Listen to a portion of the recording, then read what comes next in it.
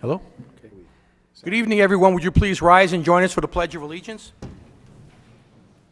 I pledge allegiance to the flag of the United States of America and to the republic for which it stands, one nation, under God, indivisible, with liberty and justice for all. Thank you. Please call the roll. Councilwoman Nicholson? Here. Councilwoman Marcotte? Here. Councilman Dooley? Here. Councilman Marcoccia? Here. Supervisor Calavita? Here. Good evening, everyone. Thank you for joining us. We have the opportunity to address the board on a specific agenda item this evening. Mr. Nolan, I think you're here, our county legislator? Yes. Come on up. Thank you. I appreciate it. I'm County Legislator James Nolan, District 15. I now represent a part of Eastchester that covers Chester Heights. I'm here tonight to speak about the proposed legislation you have coming forward about the drag racing confiscation law. This law was actually created, I was a part of it, after my brother was murdered for drag racing that he wasn't involved in Yonkers back in 2015. This law has now basically got rid of it in Yonkers, but what's happening is it's going elsewhere now. This also covers car meets, car modifications, and there's a separate item that's going to be coming forward as well about loud noises, mufflers, such not. So this law basically gives the police the authority to now issue heavy summonses and possibly confiscate the vehicles for the people who are responsible. Also, for drag racing and modifications of the vehicle, which are illegal. This law has been very effective to the point that it's no longer happening in Yonkers. And then during the pandemic or before the pandemic, I took it to all the jurisdictions where now Greenberg, White Plains, Yorktown have all passed this law. So I was basically going to cover Yonkers all the way up to White Plains, Yorktown, and also now Eastchester, which I thought it would cover Eastchester, Bronxville, and Tuckahoe. This is a problem, and I brought it to everybody's attention because Bronxville has now, unfortunately, had this problem pop up over there. And they're looking for help, and we don't want this problem to occur anymore. We especially don't want anybody to get hurt, and I definitely don't want anybody to get hurt in Eastchester. I am the type of person I look to provide every type of way possible to provide to the police and the municipality to keep residents safe and quality life under control. But this law is very effective, and it gives the police, like I said, every tool possible to combat these people that are just abusing the streets. They think this is Fast and the Furious, and it's not. This is dangerous and it's unlawful. So this Thank is you. passed. Thank you very much for bringing this to our attention. We've had, discussions with the police chief about certain locations, and mostly north end of town where this was happening for a while, and certainly appropriate. It's good to have something on the books to deal with this outside of, just a regular speeding ticket, which, again, is a potent deterrent, but it's not as potent as a car confiscation or, a more substantial fine, because it's certainly putting people at risk here, which, we don't want to have. But thank you for bringing us to us. We're going to introduce it tonight. We'll have a public hearing at the next town board meeting, and barring any problem, we should hopefully adopt it at that time. Thank you. Thank you. Thank you very much. Okay. Anything further on the a specific agenda item? Okay. Moving forward, then, we're going to move to appointments. We have the appointment of on the Zoning Board of Appeals of William Conroy to the position of member effective October 3rd, 2023 through December 31st, 2025. Someone care to make a motion? So moved. Second. Please call the roll. Councilwoman Nicholson? Aye. Councilwoman Marcotte? Aye. Councilman Dooley? Aye. Councilman Marcoccia? Aye. Supervisor Calavita? Aye. Next, we have approval of the Lake Isle Advisory Board members, and these positions are effective from October 1st, 2023 through September 30th, 2025.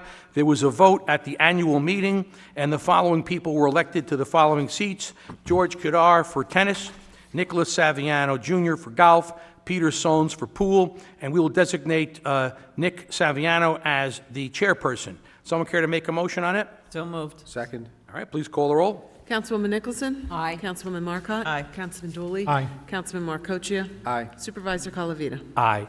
Next, I have approval of the minutes of the September 19th Town Board meeting. Any modifications or amendments? No, there being none, I'll make a motion to approve same as submitted. Ask for a second. Second. All right, please call the roll. Councilwoman Nicholson? Aye. Councilwoman Marcotte? Aye. Councilman Dooley? Aye. Councilman Marcoccia? Aye. Supervisor Colavita? Aye. Next, we have reports of departments, boards, and commissions. Mr. Ray, the Law Department report. Yes, good evening. First, I have an introduction of a proposed local law known as Local Law Number 5 of 2023, which amends Local Law Number 3 of 2000 of the Eastchester Vehicle and Traffic Code by hereby amending Article 2 and adding a new section which pertains to unlawful speed contests within the unincorporated town of Eastchester, and to set a date for a public hearing, which I believe the next meeting will be October 17th. 17th, that's correct, yeah. Okay, someone care to make a motion on this? I'll So move move. that. I'll second it then. All right, please call the roll. Councilwoman Nicholson? Aye. Councilwoman Marcotte? Aye. Councilman Dooley? Aye. Councilman Marcoccia? Aye. Supervisor Colavita? Aye. Okay, and the second part, as we just discussed, is the introduction of a proposed local law known as Local Law Number 6 of 2023, which amends Local Law Number 3 of 2000 of the Eastchester Vehicle and Traffic Code by adding a new section which pertains to the forfeiture of vehicles in connection with drag racing law within the unincorporated town of Eastchester, and to set a date for public hearing, and I suggest doing the same date, October 17th, which is our next meeting. All right, so moved. Second. All right, please call the roll. Councilwoman Nicholson? Aye. Councilwoman Marcotte? Aye. Councilman Dooley? Aye. Councilman Marcoccia? Aye. Supervisor Colavita? Aye. Okay, next I have a resolution authorizing the approval of an application for a parade permit submitted by the Eastchester Columbus Day Celebration Committee for the Columbus Day Parade to be held on Sunday, October 8, 2023. Sure, I'll make the motion, also include in my motion for a waiver for the fee for that. Someone care to make a second? Second.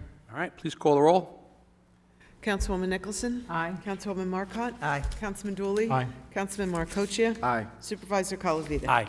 Okay, next, resolution authorizing the supervisor to execute and deliver a contract and agreement made between the town of Eastchester and Stewart Amusement Company, Inc., to furnish amusement rides and concessions for the Eastchester Columbus Day celebration at Lake Isle Country Club, which will be held from October 6, 2023 through October 9th, 2023. Well, inasmuch as the rides are already there, I think it'd be a good idea to move forward on this. So I'll make a motion, ask for a second, please. Second. Thank you. Please call the roll. Councilwoman Nicholson? Aye. Councilwoman Marcotte? Aye. Councilman Dooley? Aye. Councilman Marcoccia? Aye. Supervisor Colavita? Aye. Okay, next I have a resolution authorizing the supervisor to execute and deliver an entertainment service agreement made between the town of Eastchester and Evo Band to provide musical entertainment at the Eastchester Columbus Day celebration at Lake Isle Country Club on Saturday, October 7th, 2023. So moved. Second. Please call the roll. Councilwoman Nicholson? Aye. Councilwoman Marcotte? Aye. Councilman Dooley? Aye. Councilman Marcoccia? Aye. Supervisor Colavita? Aye. Okay, next, resolution authorizing the supervisor to execute and deliver an entertainment service agreement made between the town of Eastchester and FDR Drive Entertainment to provide musical entertainment at the Eastchester Columbus Day celebration at Lake Isle Country Club on Sunday, October 8th, 2023. So moved. Second. Please call the roll.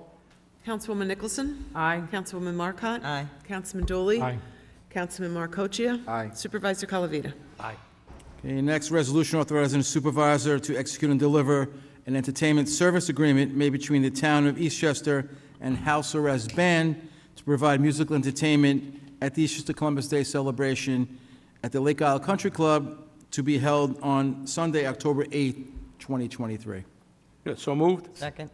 Please call the roll. Councilwoman Nicholson? Aye. Councilwoman Marcotte? Aye. Councilman Dooley? Aye. Councilman Marcoccia? Aye. Supervisor Colavita? Aye.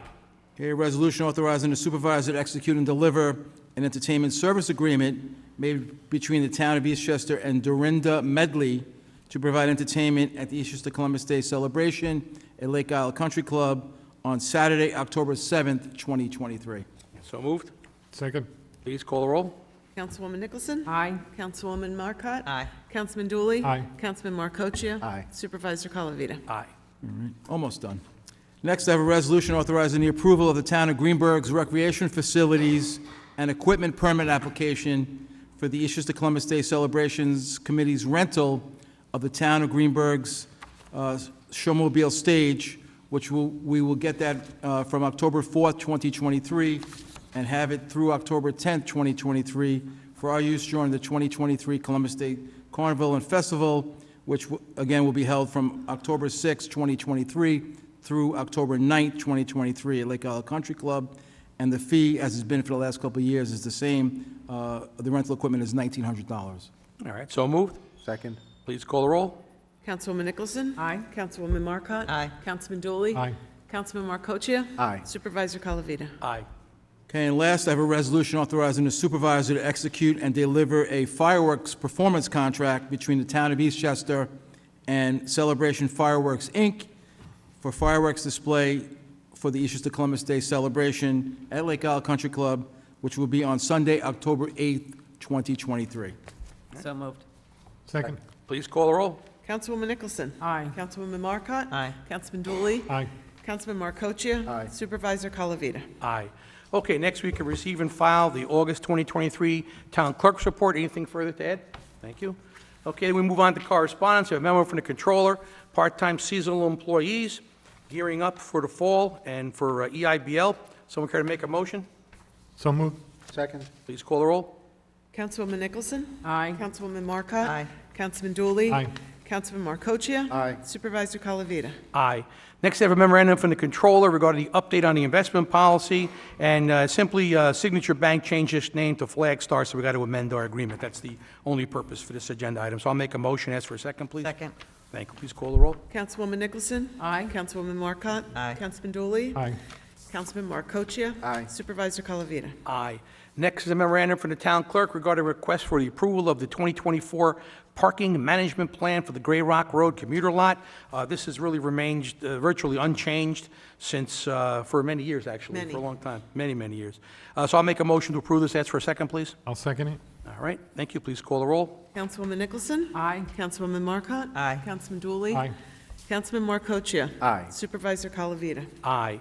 Next is a memorandum from the police chief regarding the approval of a New York State Traffic Services grant contract. This is for the sum of $12,789, and it would be to enable the police department to provide additional traffic enforcement patrols for problem traffic areas, including but not limited to speeding, unsafe driving, cell phone use, etc. So someone care to make a motion to accept the grant money? So moved. Second. Thank you. Please call the roll. Councilwoman Nicholson? Aye. Councilwoman Marcotte? Aye. Councilman Dooley? Aye. Councilman Markocha? Aye. Supervisor Calavita? Aye. Okay, that brings us to miscellaneous business. There being none, we have council member reports. Councilman Markocha. Thank you, Supervisor. Just some news on Lake Isle. Lake Isle had its annual advisory board meeting on September 20th. Supervisor Calavita recapped a strong season as golf, pool, and tennis all did exceptionally well. Now entering the fall, we are looking forward to the golf course irrigation renovation plan set to begin in late November. I would also like to congratulate the Lake Isle Advisory Board members who were re-elected to a 2-year term. They are Nicholas Saviano Jr. and Peter Sones. Mark Woodward chose not to run again. We thank Mark for his years of service on the board and welcome our newest board member, George Kadar. And then this coming weekend, Lake Isle will once again be the setting for the Columbus Day weekend carnival that everyone in town comes to enjoy. For the dates, times, and details of each day, please visit www.eastchestercolumbusday.org. And just to recap a little bit here, Friday, October 6th, it starts at 6 p.m., 6 to 11. It continues on Saturday, October 7th, and Sunday, October 8th, from 1 to 11 p.m. The parade kicks off at ICS at 3:30 p.m. with fireworks celebration at 9 p.m. on Sunday. And then the final day is Monday, October 9th. It runs from 1 p.m. to 6 p.m. And finally, wristbands pay one price on Saturday and Sunday from 1 p.m. to 6 p.m. and they're $30 per bracelet. And that concludes my report. Thank you. Councilman Dooley. Thank you, Mr. Supervisor. I just have one thing. I just want to thank Mark Woodward for his service on the Lake Isle Advisory Board. He represented tennis, but he was very passionate about Lake Isle as a whole, with golf, pool, the catering. He was just very pro Lake Isle, and his contributions will not be forgotten. So thank you, Mark, and look forward to the addition to the new advisory board. Thank you. Councilwoman Nicholson. Thank you, Mr. Supervisor. Good evening, everyone. News for Eastchester Public Library for this week. We have the Mystery Club tomorrow, Wednesday, October 4th at 2:30.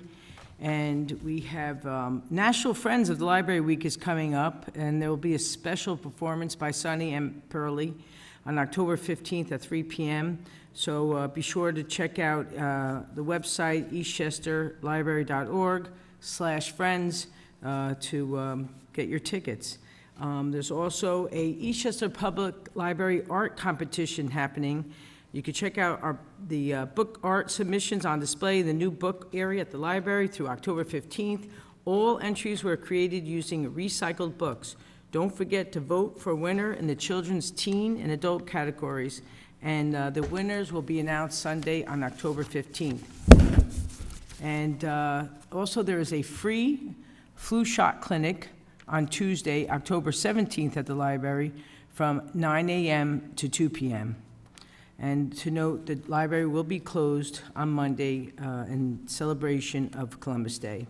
And there is still ongoing construction, so we have the upper entrance of the library remains closed to the public, but you can enter using the lower parking lot, which has a temporary handicap entrance. And again, if you need further information, you could call the library at 914-793-5055. Thank you. That is all I have. Thank you. Councilwoman Marcotte. Thank you, Supervisor. Just briefly, also in keeping with the Columbus Day holiday weekend, the Historical Society, through Dick Foliano, who's the town historian, will be giving a lecture at the library on October 8th, beginning at 2 o'clock. And the lecture will discuss the importance of and the beginning of and the historical perspective, if you will, of Columbus Day since the founding of the holiday in 1937. It'll be a conversation, a dialogue, if you will, and it should be very interesting. So again, that will be at the library at 2 o'clock. And when that's over, you can go right out on 22 and hopefully catch the parade as it's passing by. And on the same day in Bronxville, they are having their Oktoberfest. That's also on Sunday, October 8th at Park Place. The street will be closed beginning at 11 a.m. And they will be having Smitty's Polka Band playing, and that will be sponsored by Pete's Tavern as well as Scarborough Fair. So that should be a fun day for Bronxville. And I would also congratulate Bronxville and the mayor and the council members there on a successful 125th anniversary that they had this past weekend. I know the supervisor was there and many of my colleagues in government, and it was a fun day, so congratulations to them. And that concludes my report, Supervisor. Thank you. For my own report, we just had a brief ceremony upstairs for the honorees for Columbus Day for the town of Eastchester. And the honorees were Lenny Marone, who received the Mike Provenzal Award for a business owner that gives back to the community. Rich Cardinale received the Reverend Anthony Maltese Award for dedicated, unselfish service. And the Dave DeRuba Award, Citizens Award, went to Danielle Lestrange. And this year's Grand Marshal is Joseph Tremelli. Joe is an engineer. He's a member of many groups in town. He also has a business in town. And he's a wonderful young guy. And we're very happy that he consented and accepted the title of Grand Marshal. So they'll be marching on Sunday at 3 o'clock, stepping off from ICS, and it should be a nice parade. Hopefully we'll be dry. Also, lastly, I want to thank the men and women of the Eastchester Police Department and the Fire Department and also our Highway Department who did an excellent job coping with the storm that we've all had to live through. And those guys did an excellent job, getting everybody bailed out and closing streets. And the officers did a magnificent job with traffic lights and whatnot. So I want to thank them all. That concludes my report. And that brings us to the second opportunity to address the board. Sure. Just come on up, right over here. Just give us your name and address, please.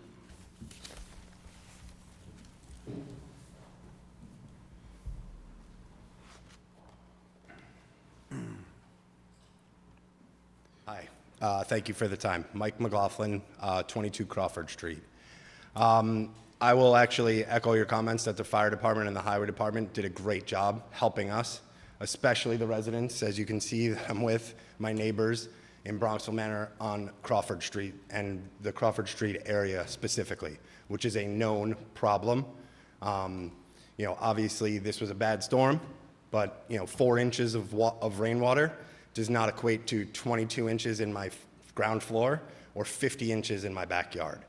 We've known for a very long time that there's a problem with the drainage and the sewer system on Crawford from Everett and Rose down through Crawford, past North, and then off into Cottle. I know during Ida, Luigi and I had a discussion. We had the highway department there as well. There was a plan put in place. There were some modifications made down by Cottle.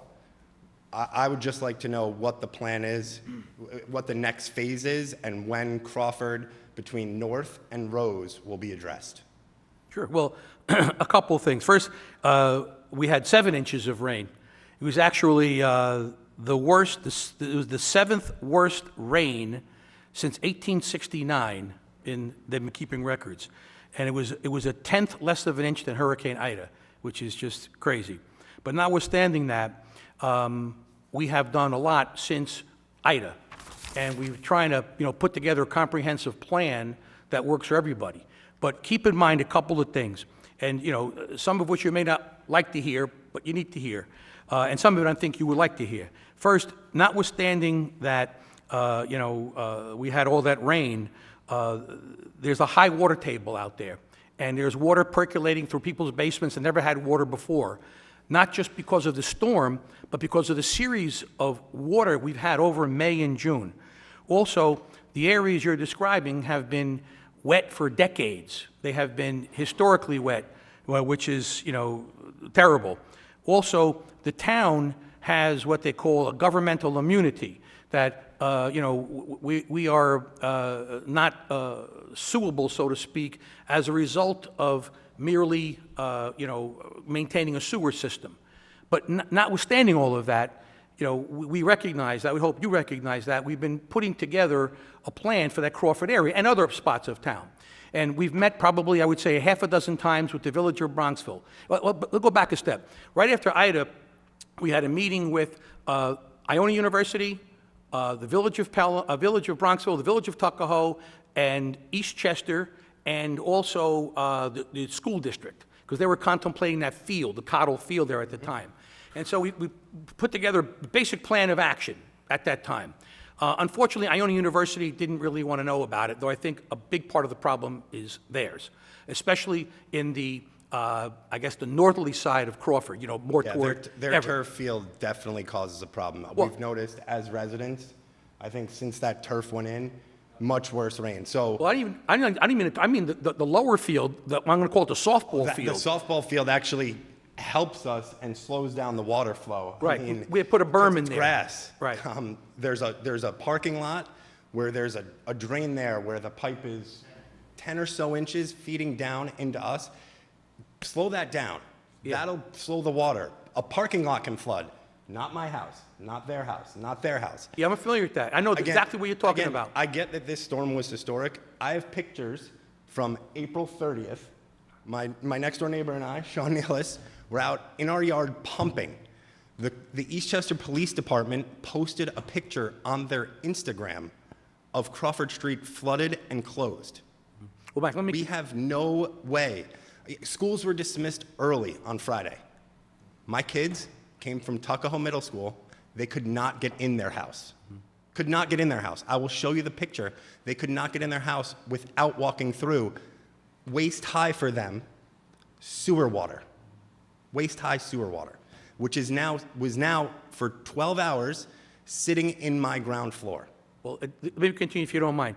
I know exactly the location you're referring to at Concordia. At the bottom of that parking lot, there's only one catch basin. Yep. And at least the team in Iona has agreed that when the time comes, we can put some dry wells in that grass area between the parking lot and the field down there.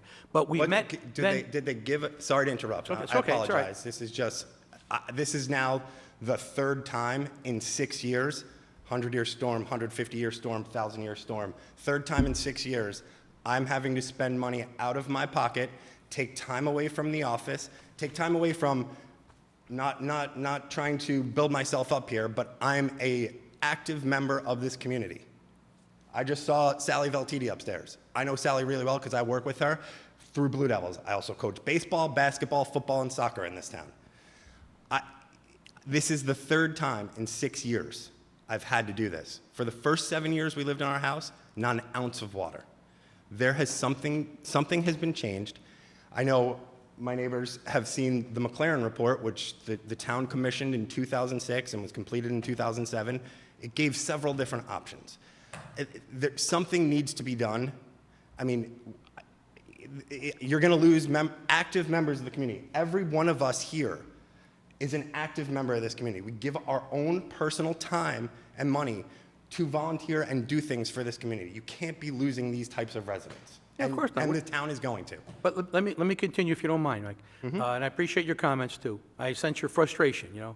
I'm on a hill and I got water, okay? You know, Yep. and I clean mine up last after everybody else's. But anyway, so what we did was we met with them. Then that didn't pan out. Tuckahoe didn't seem interested, even though the Everett location is in Tuckahoe. So the mayor of Bronxville and I got together, and we said, we're going to have to deal with this, because, remember, all that section of Bronxville, I'm going to call it the Edgewood area, Floral, that whole area all drains down into that field Into area. my yard. So the mayor has been excellent. So we have had, I would say, 5 meetings already, and we have our engineer working with their engineer to come up with a plan.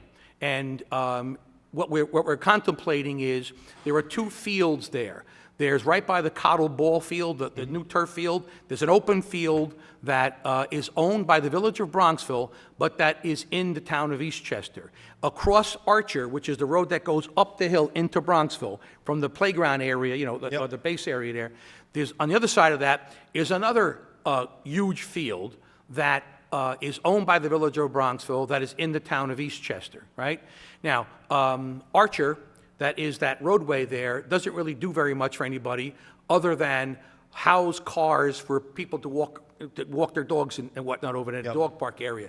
So my thought was, and I expressed this to the engineers, and they think it's a great idea, as was, you know, their embellishment, was take Archer out, remove the street, it has no function, close it, and create a huge detention basin between those 2 fields in a labyrinth, you know, method over at Scarsdale, right across from the fire department and the police department.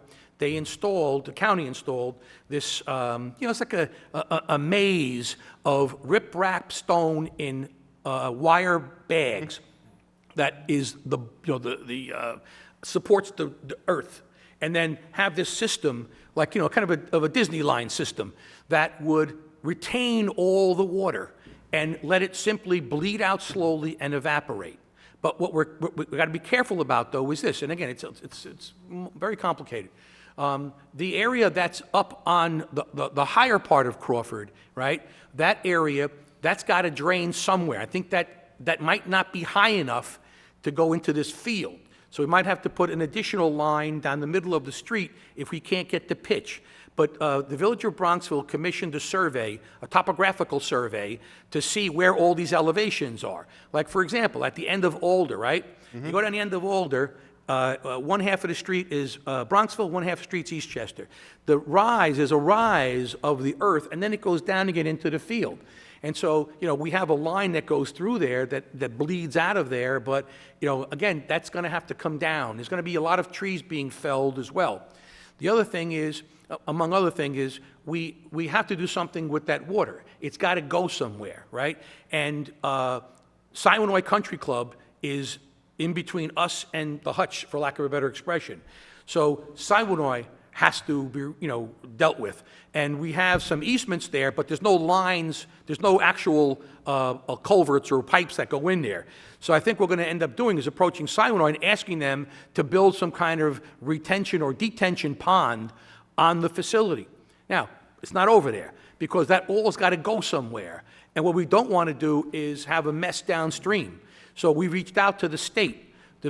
That's a big issue. I don't know if you're aware of this or not, but the Hutchinson River is, you know, right on the border of Eastchester, of course. Yep. And they built only a little 5-foot culvert on the bottom of the hutch.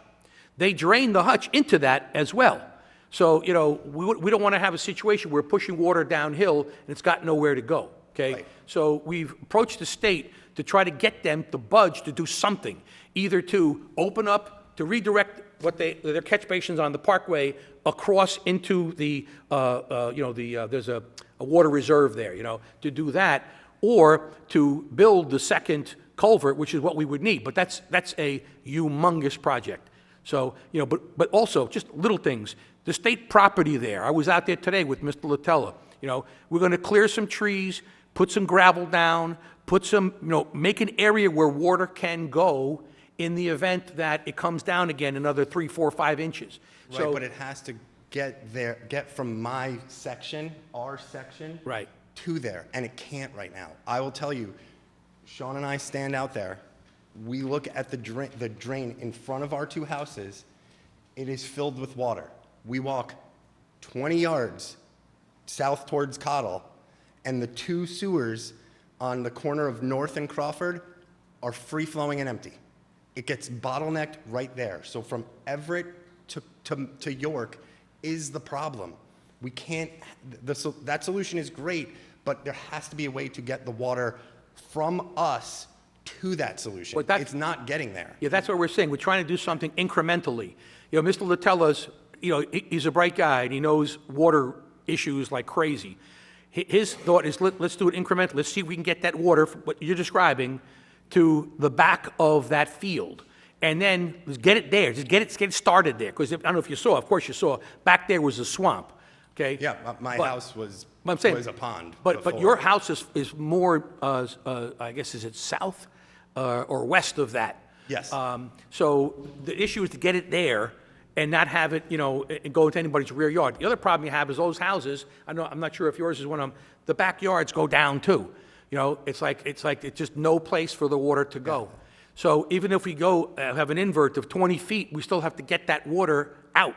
So it's all engineering is really what it boils down to. Yeah, I know. I've had multiple engineers and architects at my house. There's literally not a solution that's feasible for me to handle because Sean and I take on everyone's water. Everyone's. Everything from the street comes into our houses. I'd like you to come look. I can show you. There's a drain. I've been up and I've looked at my property file upstairs. So I know it was a pond before it was approved to be built on. Sean's house is the same. And Danielle, sorry, Danielle. Their house is the same. Our 2 houses were built on wetlands, on a pond. It was drained and dried. Great. It still takes all that water. There is a drain on my property that takes on water from everywhere. It feeds to the town sewer line. There's an easement, I saw it in the file, for the town to have done that. The pitch on that thing is too low, and it meets, I totally understand, because it's that drain in my yard is literally the lowest point in Bronxville Manor. So I take on from 22 and Iona, and from Ridge, down York, down Middleton, and it's gotten so bad over the past several years that it is now backing up to Middleton, to Rose, to Everett, and all of my neighbors here have the same problems. Well, And it all starts right there. Well, Mr. Tramelli, and I'm drawing a blank on the engineer's name from the village of Bronxville, are working on a plan to remedy this situation. And Mr. Latella and the superintendent of highways or the commissioner of highways in Bronxville is doing the same thing. And I know it's easy to say, be patient and hold on and all. I know, the time is getting, it's passing too quickly, or too slowly, I should say, is more accurate. But we're working on a plan. We're trying to get it set up so that it's not just clearing your area and creating a problem for someone else. We're trying to do it globally, and it's an expensive proposition also. This is, we got a $300,000 grant just to commence the process for studying this, and that we're burning through that already. Yeah, I'm at $150,000 on rebuilding my house. I know, in I know. 6 years. Yep, it's. You're a town, I'm an individual. Yeah. 300,000 versus 150. Yeah. Well, I'm just saying the ultimate solution is going to be multiple $1 million. I understand I have a that, loose but- commitment from Assemblywoman Paulin to provide some funding for us, which is great. But I'd rather need her and Senator Mayer's muscle to get the New York State DOT to work with us at the bottom of the hill. The other issue we have, of course, is, there's that whole Hewitt water course that little pathway back there, I forget what it is, but it becomes like a little capillary where the turn in the road is, and then it gets wider and deeper. So I'm not sure if this would involve also entrenchment of that area, which is a whole nother slippery bag because people don't want to give their permission. We're having that problem on Hutchinson, the Hutchinson River up behind Enpel and Clarence, where people have already said, not in my backyard, you're not touching my property. I'll grant permission for anything in my backyard. I'm sure you will. I know. Sean and I talked about this while we were out there pumping for 12 hours, and then for the last 2 days while we've been cleaning, we've talked for hours on end, not just this weekend, in 2021 for Ida, in 2019 for a random Tuesday, August 30th of this past year on a random Sunday. I had to ruin one of my very good friends' Sunday night so he could come over and get me a pump because my pump failed. He gave up his Sunday night dinner with his family to come pump me out. I can't live like that anymore. I know Sean and Danielle don't want to. I know my fellow residents don't want to. I'm gonna turn it over to somebody else because I don't want to. If anyone has any other points they'd like to make, I appreciate your time.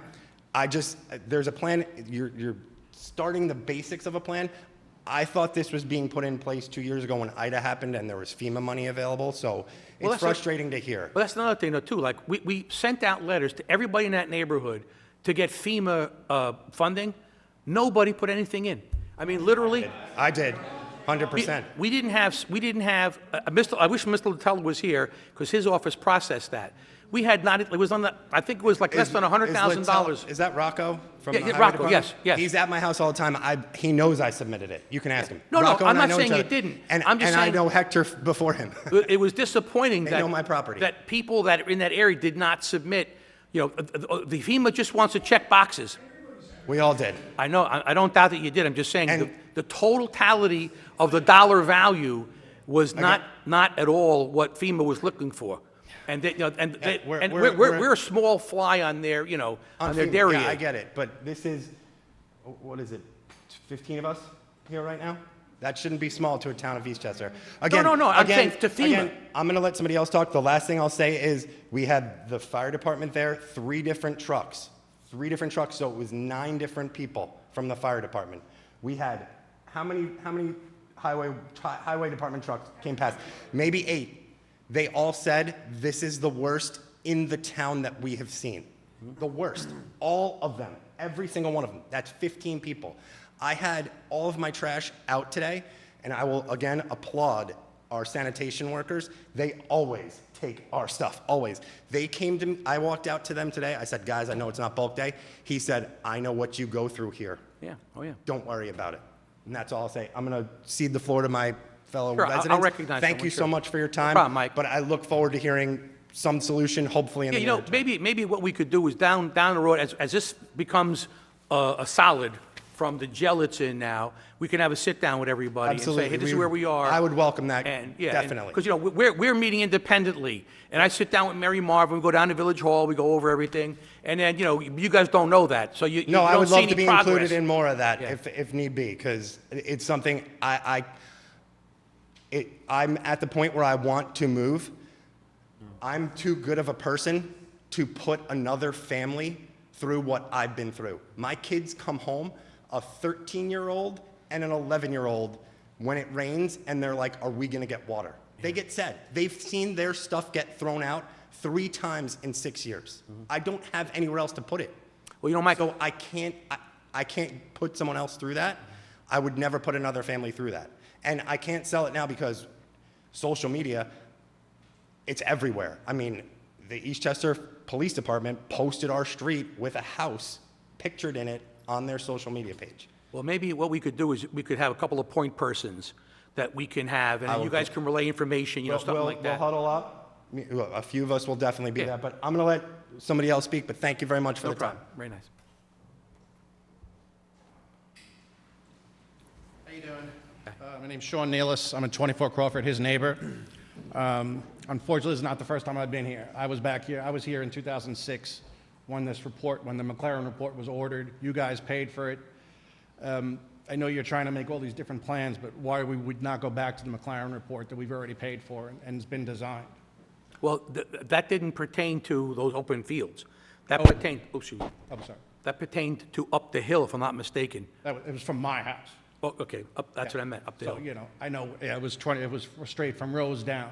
I mean, the report is pretty, you know, Yeah, but engineers now, they're very squeamish. They want to have soil samples now. They want to have hydrology reports from present day.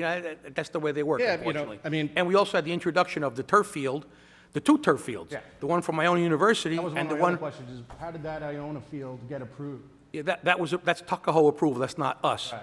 And, I was very skeptical of that myself. Matter of fact, when the Tuckahoe High School put its field in at the Siwanoy, field, I'm calling it Middle and Siwanoy, they had no plan for water retention or stormwater. It wasn't until I saw the turf getting rolled out that I brought it to their attention, and they figured it out, and they ran lines down Siwanoy. Where to? To Crawford, okay? The project for Iona University was a Tuckahoe Village planning zoning project. But the Cottle Field was a school district project. Now, as you're probably aware, the school district is exempt from zoning and planning. They do their own thing. They operate through the not the Board of Education, the Department of Education, through its Board of Education. And Mr. Trimelli, our engineer, had written to them on several occasions about the pitch and flow of their lines and all, which they adjusted their lines to what they deemed to be an acceptable standard. We wanted a little bit more, but they said, the Department of Education said it was okay. But that clearly is exacerbating the issue, I would think. But I certainly feel for you in that area. So back then, I saw that, it was 2008, pretty much when everything hit. Nobody had money. I realized, the town didn't have it to put into there. I put some money into my backyard with the town engineer. We designed a system that was, we built a wall, lifted my backyard, and we beat that by 6 inches. We made it 6 inches higher than the water ever was. That's getting blown away by 6 inches now. So that's 12 inches higher than it was in 2006. It has to be those two fields. It has to be Iona. I mean, there's no other place for this water to come from. Well, it's also severe storms are coming down, too. A bit. I mean, he's been through 3. I can't even count how many I've I know, been but through. 7 inches is a lot of I rain. mean, I own trash pumps. I own fire hose. Yeah. It shouldn't be. I know. And No, I I don't was here in doubt it. 2006. I was here. We've had meetings, and this McLaren report was there, and it was ready to go. It's just I don't know why nothing was done with that. Yeah, I can't speak to that. I can't. We I guess I spoke a lot about the subject matter. Yeah, well, I but mean, we had met back then. Yeah. This was. We were here at the. Yeah. Well, it's at a point now where we're advancing on our plan, our new plan. Right. And it's got to incorporate the additional facilities out of there. But I think also, too, it's just, it comes a point, too, there's another issue, and that's, and I'm not saying this is you, Yeah, no. but a lot of people also, all their downspouts are now going out to the street. Oh, yeah. All the illegal bathrooms in the basement, the showers in the basement, the hot, all the sinks and stuff are all going in there. If you saw the amount of water back then, back in 2006, they estimated to be 55,000 gallons just in my backyard alone. Yeah. You can't put, you could put water tanks anywhere you want, everywhere you want. It's never going to work. But some pumps too, people put them right into the storm system or right into the sanitary sewer system, which Yeah. is 10 times worse. And it's all over the place. Maybe we should consider doing a new law. Like Scarsdale and Rye have a law that I think it's called the Sewer Lateral Certification Program or something, where before you sell your house, you have to take a video of your sanitary sewer line to prove that there's no pump, downspout, anything Most other of these houses than. were smoke tested by Yeah. the town several Also, times. well, the only other good news is that when the water rushes through so much water, it cleans everything out, which is good. That's true, yeah, those pipes are But clean. the illegal infiltration is another problem that we're having. It's not just in that area, it's in other spots in town, where everybody dumps their gutters out, it all goes in the street, it all goes into the middle of the street, which goes into the sanitary line, and what happens when that happens? Oh, That's, yeah, I mean, they're combined, You got a disaster. They're all getting different types of water. It's not just water from the street, it's water from the sewers. They're all getting infiltrated together, and it's just causing a lot of problems. I mean, I've been here before, and I want to be very positive here, but I'm quite skeptical, Well, look, Sean, we're working on, we're going to involve everybody now right. as we advance. I'd love I know to the be- engineers they met today, as a matter of fact. Okay. Mr. Latella, it wasn't necessarily because of the storm, just because it was the time they could all meet, and they were walking Siwanoy to see what we could do there. You know, Siwanoy is a big factor here, too. We have to deal with Siwanoy. They were friendly back then. I don't know Yeah, if they they were still are. good. They were good, and we relocated our easement lines, but it's all got to go somewhere. There's that big pond down, I don't know what hole it is, I haven't played golf there in forever, but on the back of North, North Road there's a huge pond that has maybe 2 or 3 feet worth of leeway there. So, maybe that's the best way we can get. I kind of like your idea with taking those fields. Personally, I think that solves the problem, because think about it. If you had everything coming down from that Edgewood area, Yeah. you got the water from your area and that into that, I mean, it's got to be 10 acres. Right. Or maybe not, maybe 8 acres. At least, And if we can excavate that out, which is peanuts to excavate, it just becomes a giant pond. Are we going to deal with mosquitoes and stuff? Yes, we'll have to deal with that. They're there anyway, Yeah, right. And the dog walkers are going to have to, deal with it. But I think that's the best thing, and if we get rid of, or remove Archer, we could have a contiguous connection there, Yeah. And that, you could hold a ton of water. If it all goes there, got to solve the problem. Even if it bleeds out slowly into the golf course at a reasonable rate, so we're not exceeding any kind of load there, I think that's the we're best coming method. to like the height of the drain system, so that it's kind of like we get to a point and it doesn't get any higher. 48 inches this time was a lock. It's the highest I've ever seen it. And like I said, I can't remember how many we've done. It's just a tremendous amount of water. But if we went down 48 inches on that location for the entirety of that area, that's You that's may millions have of to build- gallons. You may have to build up as well, because there's no way that Yeah, water's just going to spill out. Yeah. Well, no, the issue is to have it be detained and Right. bleed into everything around it, and then slowly get out, just dissipate slowly. That's what we like. It's a good idea, and if we can get the dog park, I'm a dog park guy. I'm there every single night, but I'd give it up in a heartbeat. A walk on the Of street, course. no big deal. Yeah, And, you open got the space for a bird pet. sanctuary is going to be. I have a feeling it's going to be difficult to get them to, on board as well. I know, but you know what, though? You have to weigh everything out. Right. And, neighborhood devastation like that trumps, I think, a lot of things. And, we can do too, if we can, we'll figure a spot out. We can, whatever's displaced there, we can place somewhere else. We can relocate a lot of that somewhere else, do something closer to the school or something on some other property. I'm not, we'll be okay with that. But I think the key issue is doing exactly what you're saying, is getting that done. And also, I also have met with the Bronxville people, too, and they have galvanized steel pipe that's just crumbling, that's They need to decades be- old. They need to be involved as well. Yeah, because absolutely. It's 2 feet past my property, it's in Bronxville, and then they say, oh, there's not that bad, it's in Bronxville. Well, the important thing here, the most important thing of all, is that the village of Bronxville has agreed to let their properties that are in Eastchester be used for this purpose. I mean, that's never happened before. That's a plus. So, I can't tell you how important that is. And so we have a great working relationship with them. And like we own land in Tuckahoe and land in Bronxville. And, you're very cautious with what you want to do with your properties. Great, But luckily, they have been splendid. And, we're working together side by side to get this thing remedied. And those 2 humongous pieces of property, I think, are the key to the problem. Yep, I hope it works out. Thanks so much, really. Very welcome, Sean. Tony, who owns Archer? Bronxville? We do? We do. Up to the Bronxville border. Yeah, the question the question from Sheila was, who owns Archer? We own Archer up until the Bronxville border, which is probably 150 feet up. I'm sorry. Yeah, no problem. Bill Carney, 101 Middleton Place. I've lived at Middleton Place for 18 years.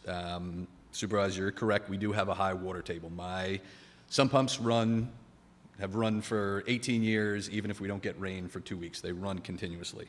So it shouldn't be a surprise to anybody that we flood. To Mike's point before, we have a 16-year-old report that talks about what the solutions could be. The issue is that, one of the issues is, we are all left in the dark. Every time it rains, people send emails, people come here, talk. We get, oh yeah, we're working on a plan, and then it just dies. Nobody's informed. We have no idea what's going on. The report is 16 years old. What has been done in the last 16 years outside of, yeah, we're working, we're talking about it, we're talking about a solution? I'm going to be dead and buried by the time there's a solution on the table. There's no action. There's just a lot of talking. And we're left completely in the dark. The issue is we've only added to the problem. There's a house at 16 Crawford that was proposed a couple of years ago. I came here to the, I guess, town, I don't even know what it was. Planning board? Planning board. Thank you. I came here, I said, hey, FYI, we get water in that area. I would not build a house there. What are we going to do for a water solution? The woman, I don't remember her name, said, oh, don't worry. The builder has to plan for a 100-year storm. Whatever we put there is going to be better than what was previously there. House is built, sold, we get rain. That house gets, I don't know, 3 feet of water in it. Every time it rains now, that house gets flooded, and the fire department has to come and pump them out. The house that was there previously never got that amount of water. The other issue is Concordia. You talked about the softball field. I've sent videos, I've spoken to Concordia. Every single time, right behind the softball fields there, it's filled with clay from the softball fields. The water just runs down that hill and runs into Crawford. I'm going to respectfully disagree with Mike, but that is a huge problem. I've been talking to Concordia before it was Iona. I've spoken to the people at Iona. They need to figure out to put some kind of retention there. Nothing is ever done. I sent emails to the town board. A woman, I'm going to forget her name, I think it was Mrs. Pinto, in October of 2019, sent me an email.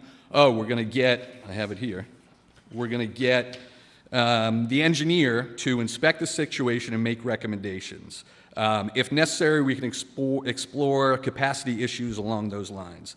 Additionally, we'll get the town engineer to examine the stormwater runoff on the campus. That was 4 years ago.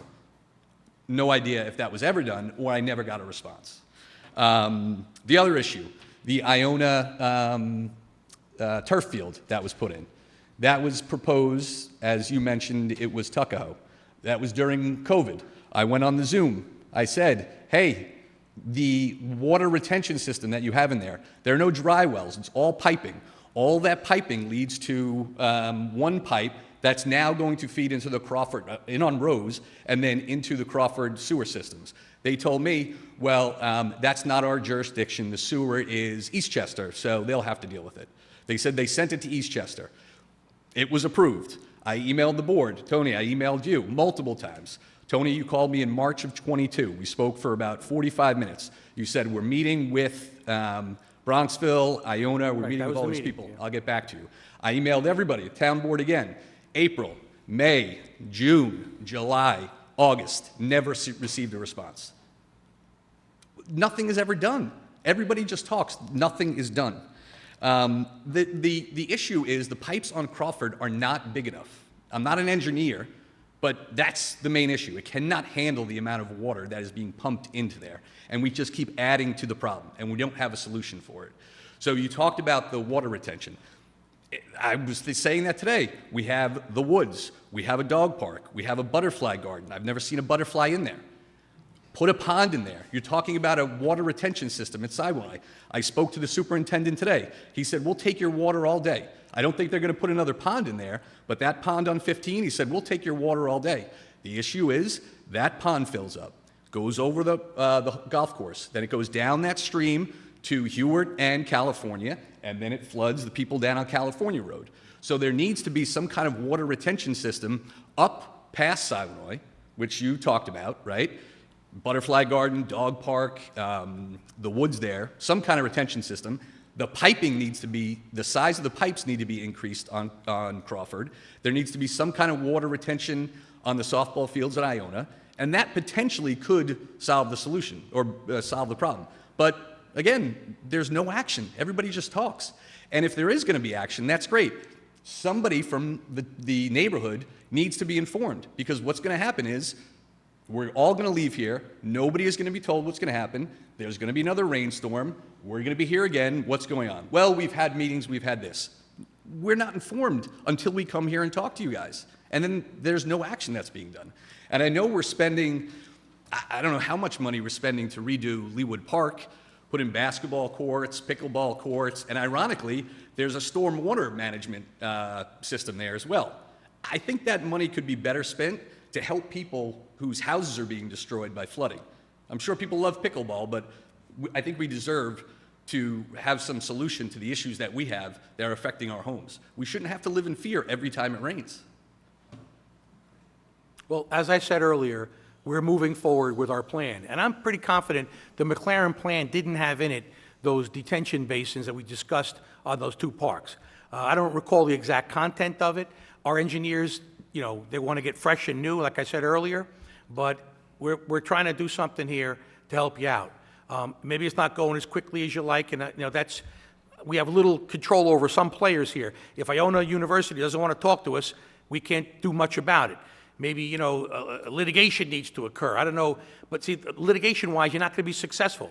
We need cooperation from them. In our meeting, they were dismissive. And I was here, and some of the board members were there, but they were just basically, not our problem. We don't care.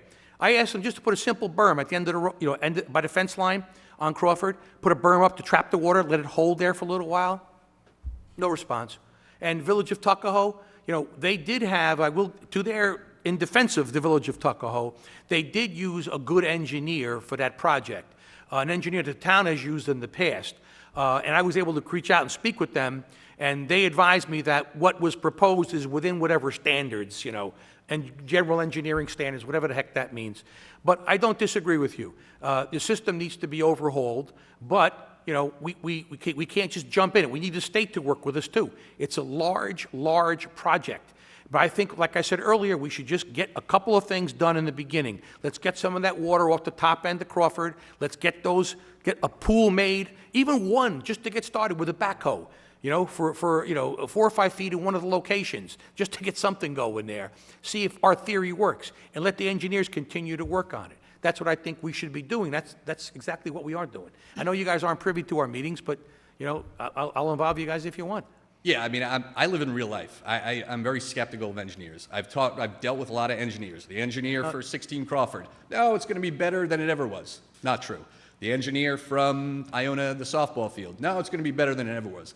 This past storm, the two manhole covers on Rose and Everett, and another one on Rose, the water was shooting up out of those manhole covers. That has never happened in 18 years. The reason why? 100% of now that water from the softball field is being directed into those sewers. And according to the engineer, no, it's going to be way better than what you had before because 100% of the runoff is going. It's just... I always make a joke with engineers like weathermen. They're 50 right, 50% right, 50% wrong. Yeah. And it's difficult. But we have a good engineer working with us now that's been with the town for 4 or 5 years. He's exceptional. But look, we're advancing on it. I know you guys had a terrible loss. You had a storm, but we're advancing on the project. It's moving forward. You can speak with Mary Marvin. She'll tell you the same thing. We're committed to doing this. We're committed to getting the funding together for this. It just takes a while to coordinate all of this. It's not just us, working our own little bubble here. We've got to deal with Bronxville. We've got to deal with Iona. We've got to deal with the state. We've got to deal with all the neighbors down the food chain, of water flow here. And hopefully we'll put something together that works. I still think, in my opinion, the detention basins is the key to this whole equation. I think if we get that accomplished, if nothing else, it'll just get the water out of your area into another location. Maybe it affects some of the people on the perimeter there, the Bronxville people up on Florida, whatever the street is called. Maybe there's a little bit of impact there, but not a lot. And, again, we just have to do it. We've got to pull the trigger and do it. Yeah, well, you have an energized and passionate community here. So if Iona is blowing you off, then involve us in some of the meetings because we can be annoying. And, if they're just listening to people from the government, maybe you listen to people in the community whose homes are actually impacted, maybe something will happen. And I'll ask you, Tony, if you are having these meetings, if we can do a monthly update or every 2 months, some kind of update so that we're not left in the dark and we're not coming here with questions every time it rains. Sure. So that we know what the solution is or what the proposed solution is. And more importantly, when it's going to happen. Timing, yes. I can't wait another 18 years, and I don't think my neighbors can either. No, of course not. Yeah. Thank you. Thank you, Bill.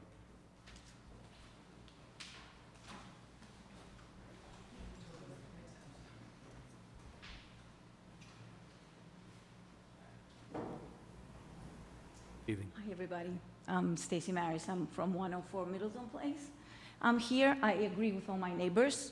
I'm here to ask you to help us. There's no reason for us to feel this way.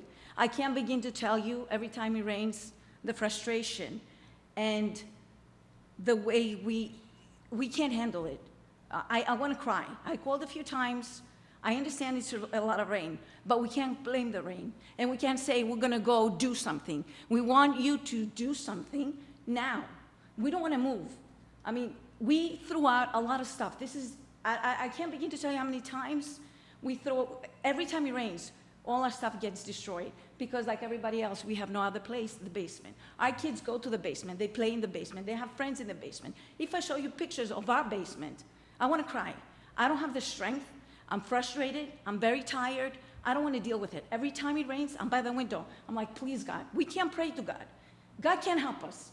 You have to help us. You have to do something for this to be solved. There's a lot of rain, yes, but the water's not going anywhere. It goes to people's home. I was feeling frustrated for all my neighbors. I went out there and I wanted to cry. I don't want to cry. I want to be helped like everybody else here.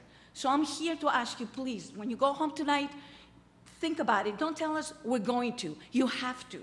You have to help us. Nobody else can help us. We're here, we're paying taxes, we give to the community. The community has to do something for us. I don't want to take anybody else's time. Just help us. We need help. Thank you. Thank you.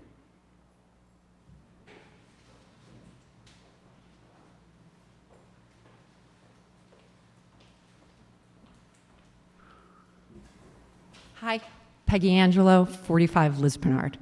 So thank you, Bill, for queuing up. We are the lowest part of probably this town. So we are where Hewitt and California come to the hutch. I have lived there 22 years. In 22 years, and I checked this, there have been 44 named hurricanes, remnants of hurricanes, or tropical storms. 44. Only in the last 4 to 5 years have I ever gotten water in my house. I have, because of the town, when I did an extension, I have two dry wells, a sump pump, and a French drain that I've had in my house. I am doing everything I can to mitigate water from my house. But what changed 4 to 5 years ago on Liz Bernard, and it's happening every day. It's unfathomable what we do to California Road every single year in this town, by where we live. The pulling up of the road, the nonstop. But what has changed 4 to 5 years ago is we changed the street, the grading and the repaving of Liz Bernard. Rocco, who's a fabulous, fabulous guy, him and his crew have been on our block since Ida, probably at least once a month. Keith calls them every time it's going to rain. They're removing leaves, they're doing all the surface stuff. We are not Iona, we are not Concordia problem. We are probably the downside of Siwanoy. We need an immediate fix. We need ours to be repaved. We have videos that show the water doesn't go to the hutch side drains. It only goes to the house side. It is on our road. On our block, we lost 10 cars. I lost 3 brand new cars in Ida. 3. Why would anyone have to lose 10 cars in a storm in a suburban neighborhood in New York? We don't live in a rural environment. We just lost another car the other day. That is not fair. We're doing our part as community members. The town has to. We've never had an engineer one time be a part of our conversation. Sounds like they're in a better situation in terms of who you have engaged. We don't have anybody engaged. We have Rocco and his crew who are doing a nice job. Sweeping, moving leaves out during the rain, making sure. That is not enough. The water isn't going in all of the sewers that are available down there. We have water coming from New Rochelle Road. If you stood during the rain on Friday alone, you would think you were in Niagara Falls with the way it is coming down Hewitt over California and then whipping around the turn into Liz Bernard. And it doesn't go into all of the drains. It's not going in the sewers of all of that. Keith, every time it rains, has to go out there with a video to show how the water is literally going like this to the homes, not so much towards the hutch. Plus, we have the hutch, which is another problem, which maybe is a county issue. We need an immediate, again, engineer, architect, all great. We need somebody to come in and look at just the grading and the repaving of our street. Because I am telling you, for 22 years, this has not been a problem until you repaved our street 4 years ago. Maybe it was 5 years ago. And I have now had water in my basement 4 times. The water on Friday was going to ruin all of our basements again. Had the water not receded when it did, we were all going to be exactly where we were with Ida. And that's just not fair. It's not fair. So again, I know they have their issues. I just wanted, we've never spoken. Liz Bernard has never been represented here. And we need to also be on your radar. We need to have help. I was there today, as a matter of fact. Con Ed is doing the natural gas high-pressure line once again, and I can't speak to it. I don't know that an inch and a half of blacktop is going to change a grade, but we put in 3 catch basins. Yes. On the Corner on the top. Yeah, I'm trying to think. I know the directions on the. I guess the You southerly in side. California. Right, and then on the other side, on the I'm going to say going down the hill on that side, we put 2 others in, and the problem there is that once that water starts to accumulate, it's got nowhere to go. Correct. There's no. I mean, even if we could put 100 catch basins there, the water has nowhere to go because it goes across Lispinard into that little 5-foot culvert. Where under the Hutchins River Parkway. So Mr. Latella and I, not for discussion with the state, were there figuring out how to get more soft, absorbent, non-pervious surface in that area where that little drain goes from California Road into the woods, into the underneath the Hutchinson River. So we think if we can get some water to detain there, that should help get the water off Lispinard into this little area and then bleed out of that 5-foot culvert. And it only is on the quarter of Liz Bernard. It's only the 5 houses from my house all the way around to Hewitt. Well, it's not a layer. It's not. It's and you would look at it, you wouldn't see that there's a grading issue. I know, it's strange because when I saw the photographs and the videos, there's only a couple of feet of water rising above the grade of the front lawn, and the houses appear to be above the water my level. house is above. But then, of course, as Mr. Latella pointed out, you have everything on the other side of you is Correct. above you. It's higher than you. So all that water, similar to what's going on in other spots in town, it's coming down your backyard. So coming that's a in. question. Is there any or is there any responsibility from the homes on California Road for them to have No, more water retention and mitigation on their part? Because that's another huge problem that we can't really sustain taking all of that water down. New York has, I think they call it, I don't remember the exact phrase, I think it's called the common enemy rule, which means basically the common water rule. So you are permitted to divert water off of your property. What you're not permitted to do is retain the water and then discharge it by pipe on someone else's property, right? That you can't do. But you're permitted, you have the right to develop your property, you have the right to build on a lot, you have a right to, do construction for your, so it's not confiscatory, but the town has the right to ask you to put a dry well in, to put in whatever water measures are appropriate so that you are as independent as you can for water retention. Which we have done. I would However, think everyone on our block has done that. But people that are around you have the right to divert water. They can pitch earth from their home, away from their house, and if you get that water, there's no cause of action there. You thought maybe there might be a nuisance claim or something, a nuisance cause of action, but there is not. So that's the New York law.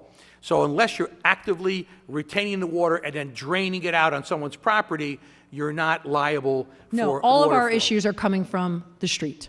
Yeah. I think that we, unlike Crawford, there is a level of expectation after a rainstorm like that you're going to have it. Ours is coming in from the street. But Peg, just a question for you. In other words, there was only one house that I remember, I think it was the 3rd or 4th house in, that had a driveway that was not even sunken. It was like same level as the street. Mine. That's your home? Yes. Okay, because other than that, everything else is pretty much higher up Correct. on the street. So I'm not sure how they're getting water They did. unless it's just water table, the water table's just coming up. The That's water it. table. Yeah, Gotta the be water water table. was 3/4. On Ida, it was almost up to my front door. Yeah. But and I'm the last house. The house next to me, to the left, they Dries don't a bone. get involved in this. It's my house all the way around. This time it was past my mailbox. Well, Mr. It's almost like there's an invisible wall that it just stops. It stops from the hutch. It stops over here, and it just stays there. Well, not to garner sympathy, but the entirety of the neighborhood I live in drains in my side yard. I got 8, 10 inches of water like the Mississippi River flowing in my side yard, and my office in the basement and my garage flood every time. So, you know, I'm It's putting hard up... to a- live like that. I know, but Mentally, it I'm is gonna hard- it's spend hard the to money, live I'm going like to put a this. wall up to divert the water out to the street, and then let it go into the sewers. There's not even a catch basin on Gaylor Road, that's where I live. But to your point, Mr. Latella has been there, he's installed extra catch basins. The issue is that it's just staying there. There's nowhere for the water to go, because it's at the lowest point. So we're But it going to isn't try... utilizing, it isn't, if you were there during a rainstorm, you would see it doesn't utilize the sewers on the other side of the street. You know, actually, what he did cut the grade, I don't know if you noticed or not. Across the street, where the bend in the road is, he cut the blacktop and had it pitch away. But there's a catch basin, a drain on the other side of the curb, Right. where that, you know, that bend is right there. I don't Which is know where if it's a Keith lives. 4-foot thing, 50 with a 4-foot thing down the bottom. That has been successful, but again, you know, the water's got to get somewhere. It's got to go somewhere. So as soon as it fills up, it's stuck.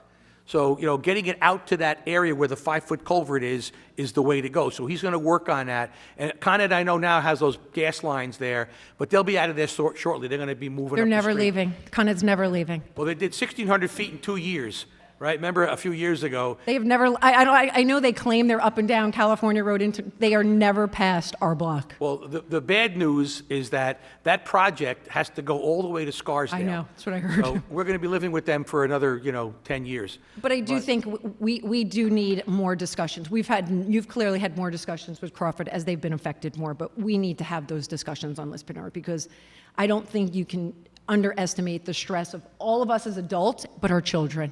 I'm getting texts from my kids. Are we underwater? Or am I coming home after school? I mean, you just can't live like that. It's just not fair. It's not fair. And listen, storms are storms. We know that. Climate is changing. But we have had, even outside of the ones that make it to this and Ida, like you said, on a random Tuesday, it's rained, and the water is not draining into a sewer. We can't drive cars. Your garbage man couldn't get down the street one time on a Tuesday to pick up garbage, just because it was raining, because it filled up like that. Slow. So, thank you. Thank you.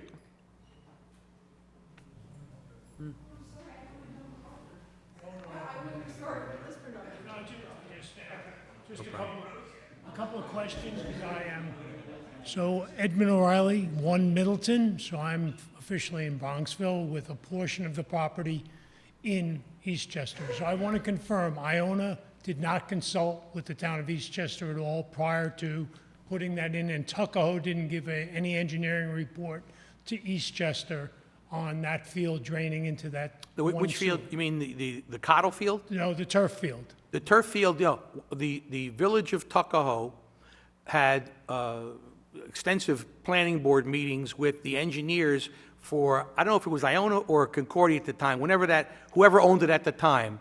And Iona. we had asked that an engineer consult with the project engineer to see if what they were saying was going to be the truth and whether it was going to, be accurate in what they did there. And on Cottle, the Tuckahoe Union Free School District gave their reports, engineering reports, to Mr. Joe Tremelli. I forget the name of the firm, I'm drawing a blank, forgive me. His engineering firm, to do some analysis as to their calculations regarding the stormwater detention and the flow of water, because the turf field is like a bathtub, and the flow of the water out in the corner by where the gym is, that's where it comes out, whether or not that was going to be sufficient. So Iona's engineers provided that report to the town of Tuckahoe. Tuckahoe provided that report to Eastchester, and you reviewed it. Yeah, I think, I'm not sure, I did not, but I think Did the someone in engineer the had town spoken with review their that engineer. report? Did someone review that report in town? And because Yeah, it's still transporting. I can't say to that, I can't say affirmatively yes, but I believe they did. Because the Can we get a engineers, response on that and a Yeah. copy of the report? the engineers that we have used in the past were the engineers for that project on the Iona University field. Has that report been? Anthony Zano and, Dolph Rothfeld. Thank you, Is Sheila. the report public? I'm not sure, it would be Can we filed have with it? the village of Tuckahoe. No, but you said you did your own analysis too. No, I said, I asked our engineer to speak with their engineer Did that as to happen? whether, I think it did, And yes. what was his report? He said whatever their calculations were would be sufficient, if that's the correct word to use, in the Okay, so then engineering we genre.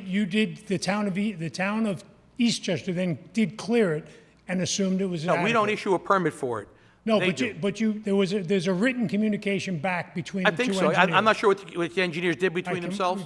Can we have a copy of that when it becomes available, Sure. please? Okay? Then, because I'm my... not pro- sure if it exists right now, but go ahead. Yeah, but that needs to exist because you're talking about what, 8.5?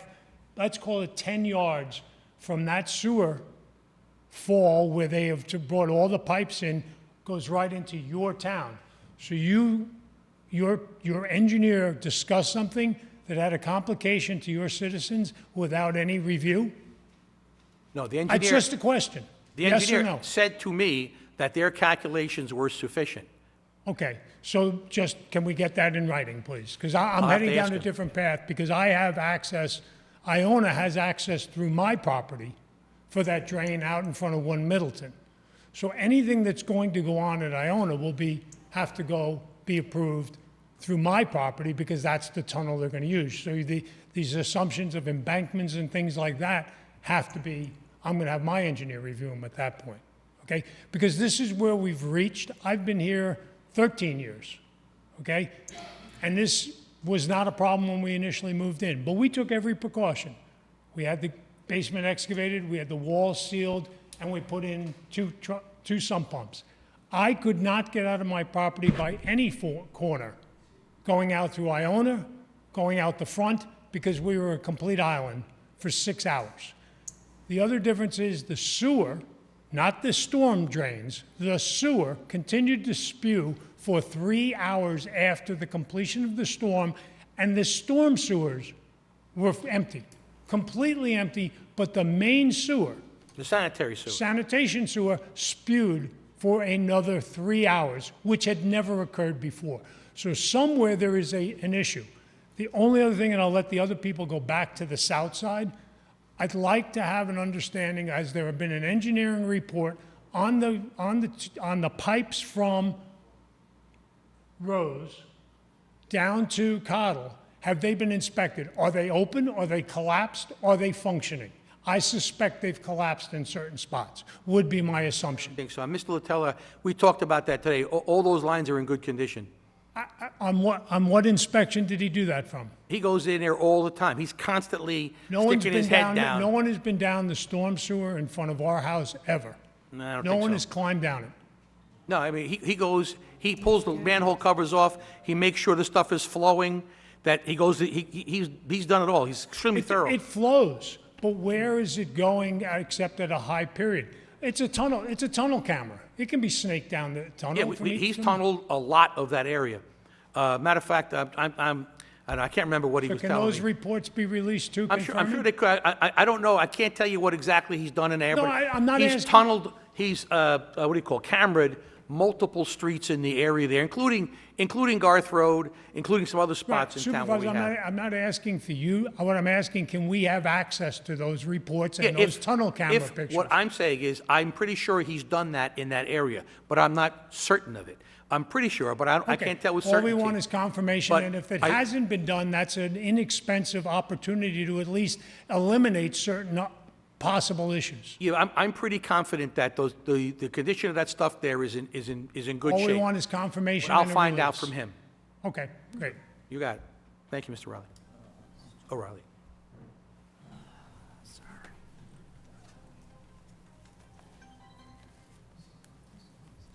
Good evening. Hi.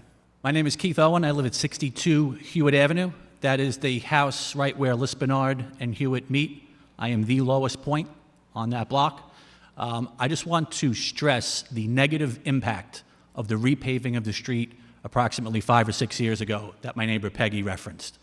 Before that, she just said 22 years, not a drop of water in her basement through 44 named hurricanes, tropical storms, and remnants thereof. I bought my house in 2011. We first looked at the house. We loved it. We were very skeptical about the water situation. It just so happens that we looked at it a few days before Hurricane Irene hit. And you've talked about these 100-year or so storms. Irene was just as bad as Ida or what we had last Friday. I believe there were about 8.5 or 9 inches of rain. We went back 2 days later to look at the house again, specifically to look at the basement. No signs of water, not a single drop, bone dry. 5 or 6 years ago, the street was repaved, and it is visibly banked towards our house, away from the highway towards our house, Peggy's house, all of our neighbors' homes. You look down Hewitt Avenue towards Lispenard, it looks like the bank of a NASCAR oval. That's how obvious it is. Rocco knows it. I've spoken to him about it. Other representatives of the town have been in the block. They've acknowledged it as well. A repair of the pitch of the street has been promised to us approximately a year ago. We were told it was put on a schedule. It has still not been done. And I'm not talking about hurricanes, 10 inches of rain. I'm talking about a routine rainfall, 1 inch, 1.5 inches. All of the water on our street drains down the west side, or what I would call the house side of Lispenard. The problem is not necessarily only coming from California. It's coming from Lispenard towards Hewitt. All of the water drains into the catch basin right in front of my house. The catch basin's on the other side of the street, may as well not even be there. And water actually rushes across from the highway towards our homes into that one single catch basin. That is ridiculous. Now, I was going to come up here and really read you the riot act. I'm not going to do that. In the spirit of cooperation, I'm going to volunteer to be the point person for Hewitt and Lispenard to communicate with the town about these updates and to coordinate with our friends and neighbors from Crawford. I thank you for your time, and before I go, I do want to recognize Rich from the Highway Department and his crew. Those guys are outstanding. We're very fortunate to have them. Good evening. Thank you.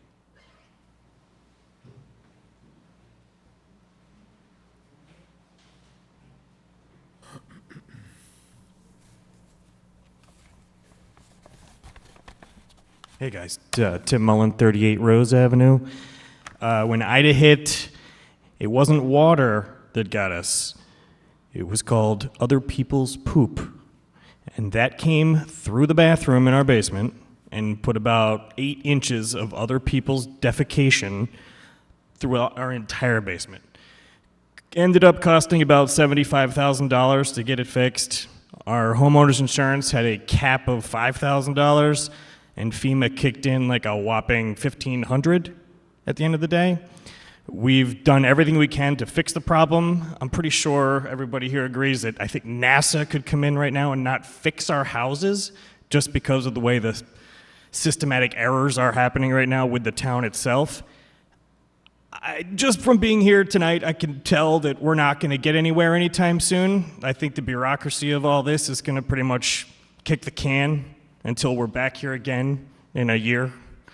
The storm of the century stuff is BS now. Like we're beyond that. Like we're just dealing with regular rainstorms now. It's a problem. It's a systematic problem in the neighborhood. What can we do short term to protect us? Like you've got funds, you've got grants, you've got stuff coming in for studies and all that other crap you guys are talking about. What can we do for us in the short term? Because this is going to happen again in 6 months, and we're going to be right back where we are now. What can we do short term? Can you guys give us something that you can come up with right now that says, hey, in the meantime, while we're going through all these hoops with the state and with the town and with the county, what can you guys do for us, taxpayers, members of this community, contributing members of the community? What can you do for us in the short term? I don't want to hear you're studying anymore. Like, what can we do? Like, tangibly, physically, what can we do to keep Mike's basement from flooding 6 months from now? Well, we've done a lot in the meantime. We put catch basins in all over the place. That hasn't done anything. We're here. Well, then you've answered your own question, you know? I mean, you know, is your basement bathroom something that was permitted by the town? Yes. Okay, and when you put it in... I didn't put it in, the people before me did. Right, I think I know the house you're talking about, and that was a subject to litigation years ago. It was. And I didn't know that when I bought the house because I signed the $500 thing, which I'll never do again. Yeah, well, actually, the state law has changed in that regard, effective March of 2024, with regard to that, you know, credit.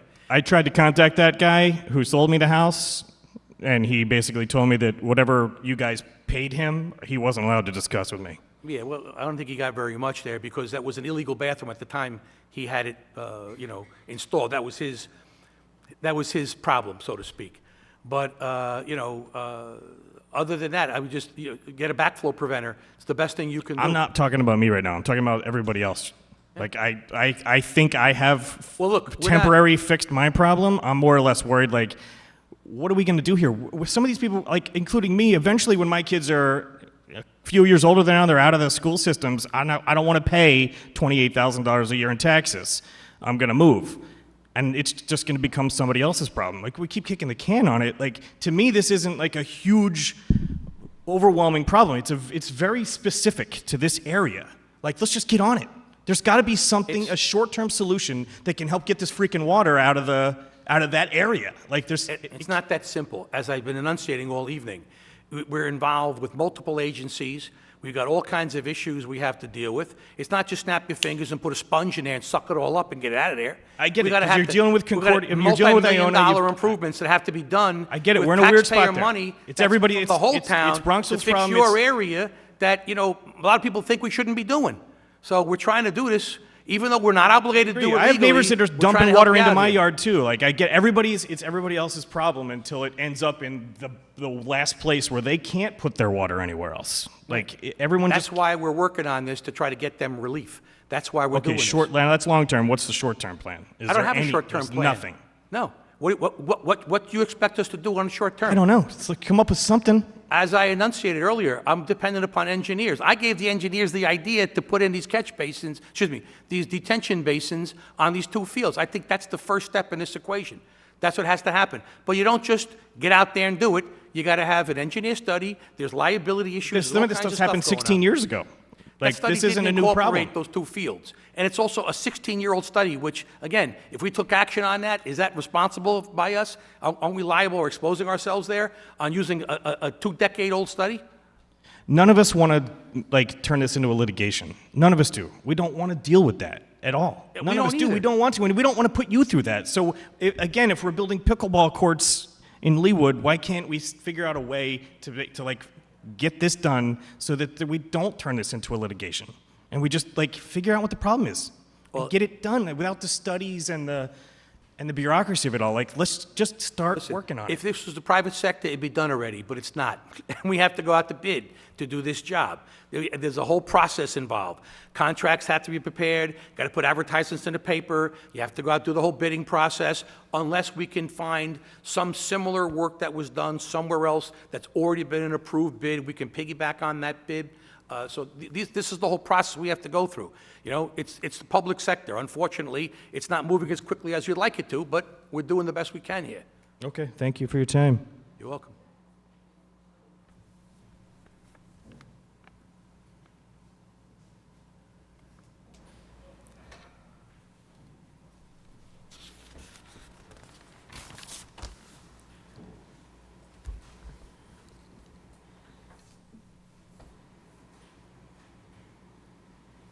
Hi.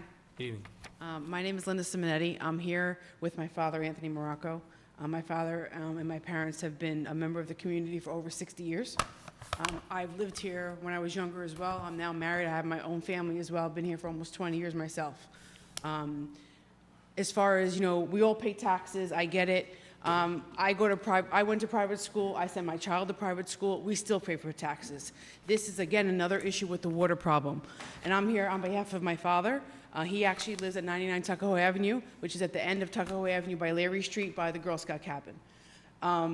In the 60 years plus that he's been living in this house, of course I was small. I don't remember too much when I was little. However, I can count, I need at least 4 or 5 hands of how many times they've had water damage. So we actually have a couple issues. We'll talk about today the water problem that he's having from the sewer. And I actually took some pictures. I have these pictures that I printed out that I'd be happy to pass along if you'd like to see, where the sewer backs up. And he actually gets feces in their basement. They have a finished basement. It's been approved. Again, it happens on numerous storms, whether it's hurricanes or whatnot, whatever it may be. There was a storm maybe a couple weeks ago. Water was still coming up. And it's actually disgusting. So I have a 91-year-old father, an 81-year-old mother. I live up the street, and I'm sorry if I get emotional, but every single time it rains, my daughter, no, I have water. What's going on? I get the phone call. I have to rush down the street.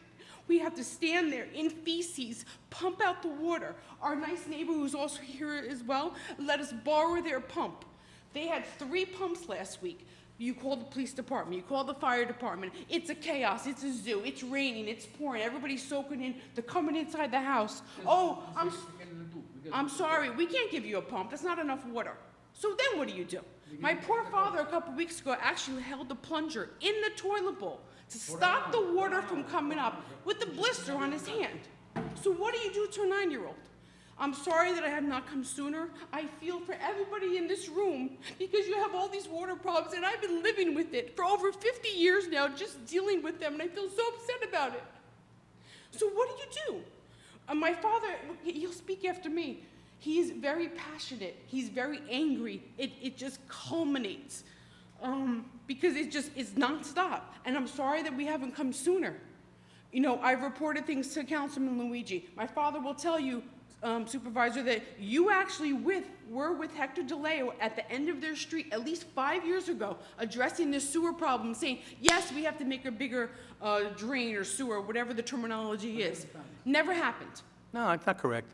First of all, I feel for you, and not being in any way combative or the like, but Mr. Latella was at your home. He examined the whole system. He said, your backflow preventer is not working. He said, your plumber said to him, no, it's working. The backflow preventer is not working, needs to be replaced. That is the solution to the problem. He said, there's no need to put another line in, there's no need to do anything. The backflow preventer just has to be replaced. Mr. Latella That's what Mr. Latella said. Yes, and I have been speaking with him. Prior to that, we never really spoke with anybody else. Like I said, I know Hector was there, he's retired. Yes. You know, we have one problem with the sewer, with the water. There's another problem with the neighbor, which is a whole other story. But yes, I've been speaking with Rocco. He's great, he's been trying to help us out. He came to assess the damage. They actually opened up the grate when there was rain a couple weeks ago. The water was all the way up to the top. So where does it have to go? It goes backwards somewhere into his property. Yes, like you said, Rocco and our plumber looked at the area where they have it in the driveway, and they're saying, oh, you need to change the check valve. We have a cast iron check valve. So how is the water still going in there? Whenever it rains, my mother is peeing in a bucket. She cannot use a sink. She cannot use a toilet bowl. They can't do nothing.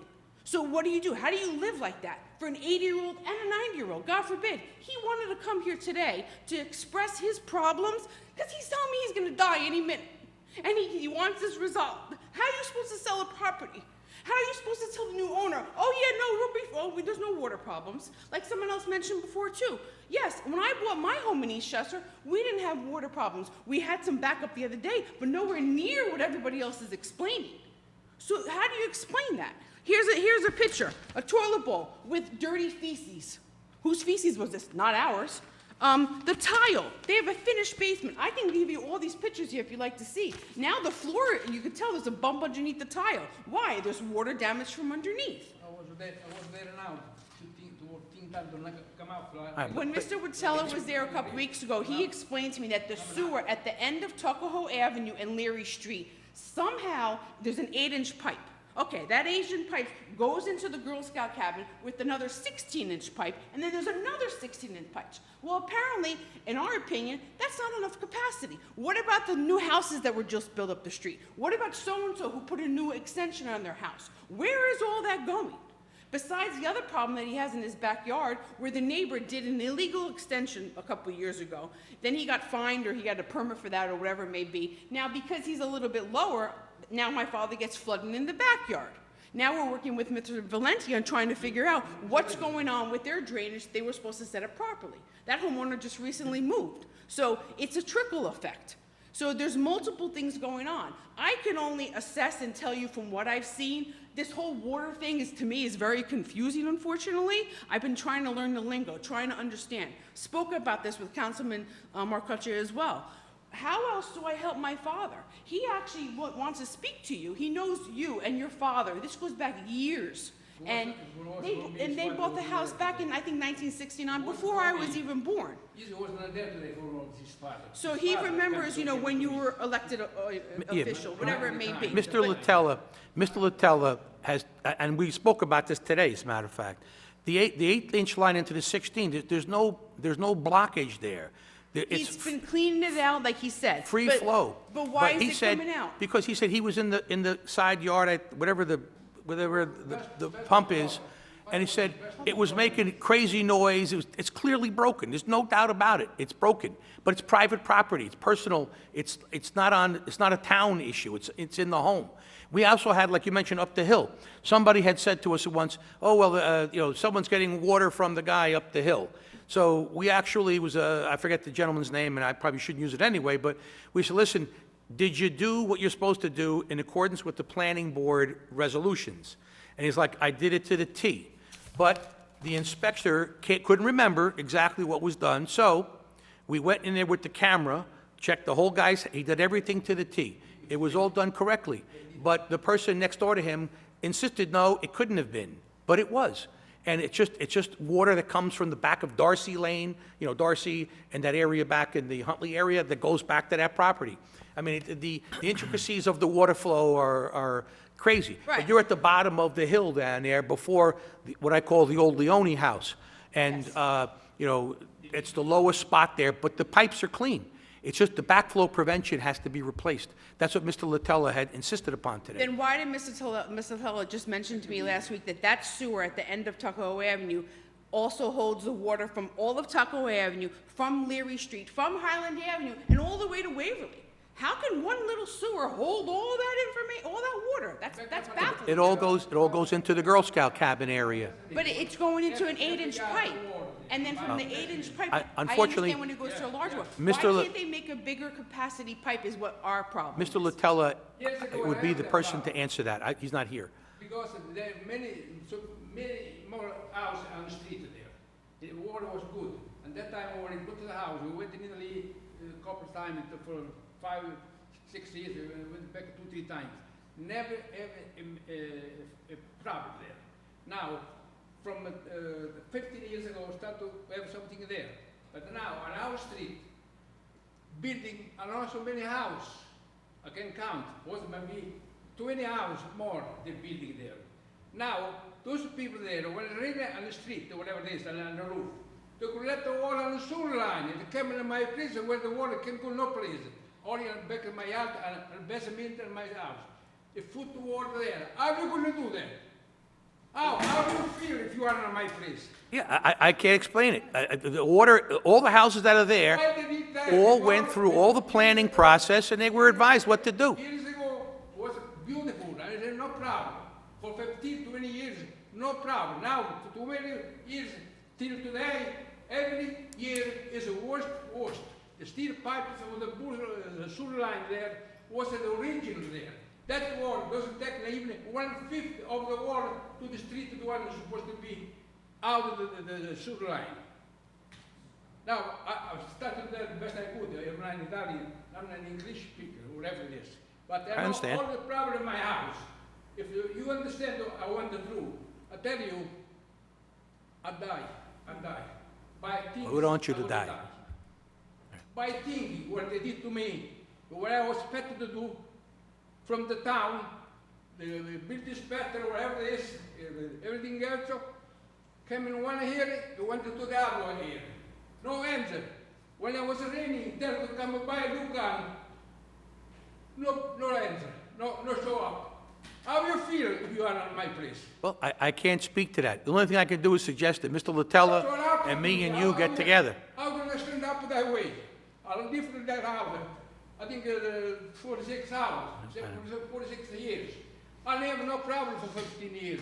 All the problem MF. I don't know the house. I mean, more houses the building there. That pipe there, but my corner, the Lady Street, so it's so more. One time, Mr. DeLeo came by there and told the story. And he says at that time, you got it, make another line. Better line never made. I'm not sure. I can. You got it. I think That's what it the best thing we should have Mr. Latella. We could meet down there and see. He could explain better than I can. I'm not familiar with. Whatever you told me you was to do the line after assist you. You can touch this line here, but you can do 1 yard away because the one existing there after work. You another line need that there. they go near the gas cap there, that is here, the water goes away. But that day, they haven't done it. Nobody did anything. I can't explain, I don't know. No, that's the way it's done. Come look at. Now the highway department come by and look at the sewer line there. When it doesn't rain, perfect, it still works. But when rains out, how many people put water in the sewer line and the pipe is the same one? When I came down my hand there, that is small, but the water need a big thing there. And I told you and Leo to make another line cross. And you told, you know what he did to you? You got it. That's it. All right, well, I'll speak with Mr. Latello. That's it. That's the truth. I'm sure he knows how to get in touch with you. I don't mention anything else. I cannot Okay. speak English because it's not my language. All right, it's okay, but all the we'll speak problem, together. Understand everything what is wrong and what is right. That's what it is. What I said, I'm very good at disappear. I'm 91, and I wish before I die, make the problem solved. Thank you. Thank you. Would you like these pictures that I have here? You can leave them with the clerk. She'll make copies for us. I'll leave them with the clerk. Thank you. Again, this was, Sit there, I don't know. this was I speak focused the best on of you, but the it's not my sewer, language. like I said, because he gets the feces, and it's just been ongoing. The other problem that he has, and we've been working with Carlo Valenti now in the building department, we had worked with Margaret years ago, where his neighbor at the time did an extension, put in some drainage, but that's not actually working. So now hopefully Carlo can actually. Right, he work got with busted, I think, right, for, he paid a penalty, he had to go get a permit and all of that. yeah. Now he recently sold, so now he still actually has puddles in his backyard where he had dead trees. We went to arborists, we paid lawyers. I mean, this has been going on for years. And again, he doesn't speak the language that well, so it falls on me trying to help out. So now, like I said, we reached out to Carlo. He was nice enough to come by. Rocco came by as well a couple weeks ago as well. And Carlo is actually, we had video, because you actually had a video company come. Right, I know. Look at the neighbor next door, look at the gutters and the leaders. We did all that, and we appreciate you helping us out with that, but there still is a problem. He actually has puddles in the backyard of just water sitting there. We cut down all the trees. You know him, old school Italian. He can't do any gardening anymore. His garden is all dead. Even the water now, you see the water on the fire inside the fence, right? All comes on my side. You see, from here to the water there, might be a little long. Wall Street. Margaret's, Down the wall. Roof wall. Patio. Driveway. Everything comes on my side. This is the fence. I call it the soup line. The thing, The grate? the one that goes out there against the wall. The catch basin. Catch basin. The catch basin isn't fake. They came there on Saturday to cover up they have a big black curly pipe get the water. perforated pipe, yeah. Comes near the pool when it should be near the tank when it should be. Make the dry well. Dry well is on top of the ground, near the patio. And then the patio one time it was an end on north side, it was 5 feet high, was low. Now it's 5 feet high, and make it even another land there, halfway, the pitch doesn't go that way anymore. It comes on my side, on the fence. And it can do one only floor there. Because there is up too much. On the top there is about 2 feet more, but the water doesn't go that way anymore. It comes this way. If you go there now, even now, is if all the water doesn't go away in 1 week. Rain again, the water's there. I have a berry tree, apple tree, beans, tomato, everything's over. All right, well, Another thing, the pool was an old pool. And then when he removed the pool, made a new pool. Nighttime, he put there the pump and put the water from the pool on my land, under my fence there. I do like that. My garden, I can't pay nothing anymore. Everything can die. Whatever plant is over. at least that's not supposed to do. You can't discharge your water on somebody's property. That's the problem. Make it like well. And the Jerk. All right. Margaret, the one, whatever it is, she told me, you have to make a party driveway, or remove the patio. The patio is there, and they have the video. The video, 4 or 5 guys there, a group of 5 guys. The owner of the house went in his truck, get a little bottle, and came in the front door, and went to the basement to check out the water from the basement. That was the water should be make if it's clear or what. The owner of the house, doors there, did that. The owner had the Went dye there, and went in and the came house out and from poured the it basement. somewhere himself. We don't know where he poured The owner it. of the house, after All right, well- sitting there, other guy was working there. All right, well, The but that's a owner of building the house. inspector. Building inspector will, The bottle of the thing there, have to go to the basement to check the water where it goes. But that guy, the owner of the house, was stupid. He go there, and the basement came out with a full bottle. The bottle was not used at the water. all right, well, That's all I fake. intervening criminal conduct is not defensible, of course, but the building inspector was there. He checked out with the cameras. They solved the problem. But the dye test, the homeowner was given that, not the, Everything. Okay, yeah, but they did the camera, though, correct? they did the cameras, yes. They Right, to hired- make sure everything that was supposed to be there was there and functioning. Look, either way, we can't speak to the intricacies of the guy's actions there, but we can talk, if I have Mr. Littell, we'll go down there, we'll check it out. That came in my head today. I was there, I don't work anymore. I saw everything working there. Even, we can say, even the garage, finish everything, right? And then, I just up at the patio, a little bit too high, and the water goes over into the garage. So I come to the jack hammer, remove the cement, all the cement out of the garage, and building up them much more this way the wall, and around there in the garage, they put a metal all around there. Go a little bit over the patio, and the wall, we have to go around there, go on this, the thing, break the cement in the garage. Was there, and remove nothing. Put the cement on the top. And the one in the room that wrote the cement was the ground goes under there and comes on my side too. That's the later, because they didn't realize what they did was the garage was too low, the floor was too low. All right, well then, but again, you gotta call the building inspector when that happens. You will talk about this thing today, because it's a big problem, big problem. I know everything, if somebody understand, whoever signed, he did the driveway, he should be in the chair today. He signed, he knew when he came there. You know what happened? Came on a Saturday, because the town was closed, town hall, and the video was closed. Came on a Saturday, 9 o'clock, go back up, put the ground on the top of the thing there, on the top. But this should be 5 feet deep. And left. Now left, go up the thing and left.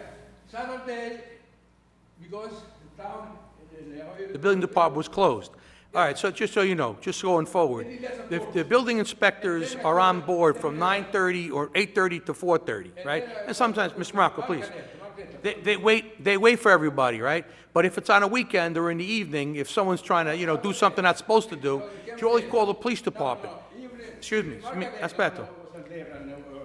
But the officers will come in, and they'll take a video of what they're witnessing, and then they give that to the building inspector, by email on Monday morning, so that we have a video or pictures of what was transpiring, so they can issue a summons. We also have copies of the neighbor's folder from upstairs, where we have copies of the inspector's notes and the dates of when they actually had their list of their duties for that day. That's good. All right. And that house was on there. Good. He should All be right. doing Saturdays. Because the office is closed, the highway is closed. They came there at 9 o'clock. Well, you're not supposed to work on Saturdays. No construction on Saturdays. That alone is reason to terminate the conduct. The video they did there, near the pool, there's a patio. The building there anymore, but it's up with the watch anyway. I know, you mentioned it was 5 feet. They put the tank to collect the water. Now, this water there, they collect it. The one side of the house, they have a stranger house or two, right? And the water from the basement, too, because they were underground water. And my house, they have the pool, the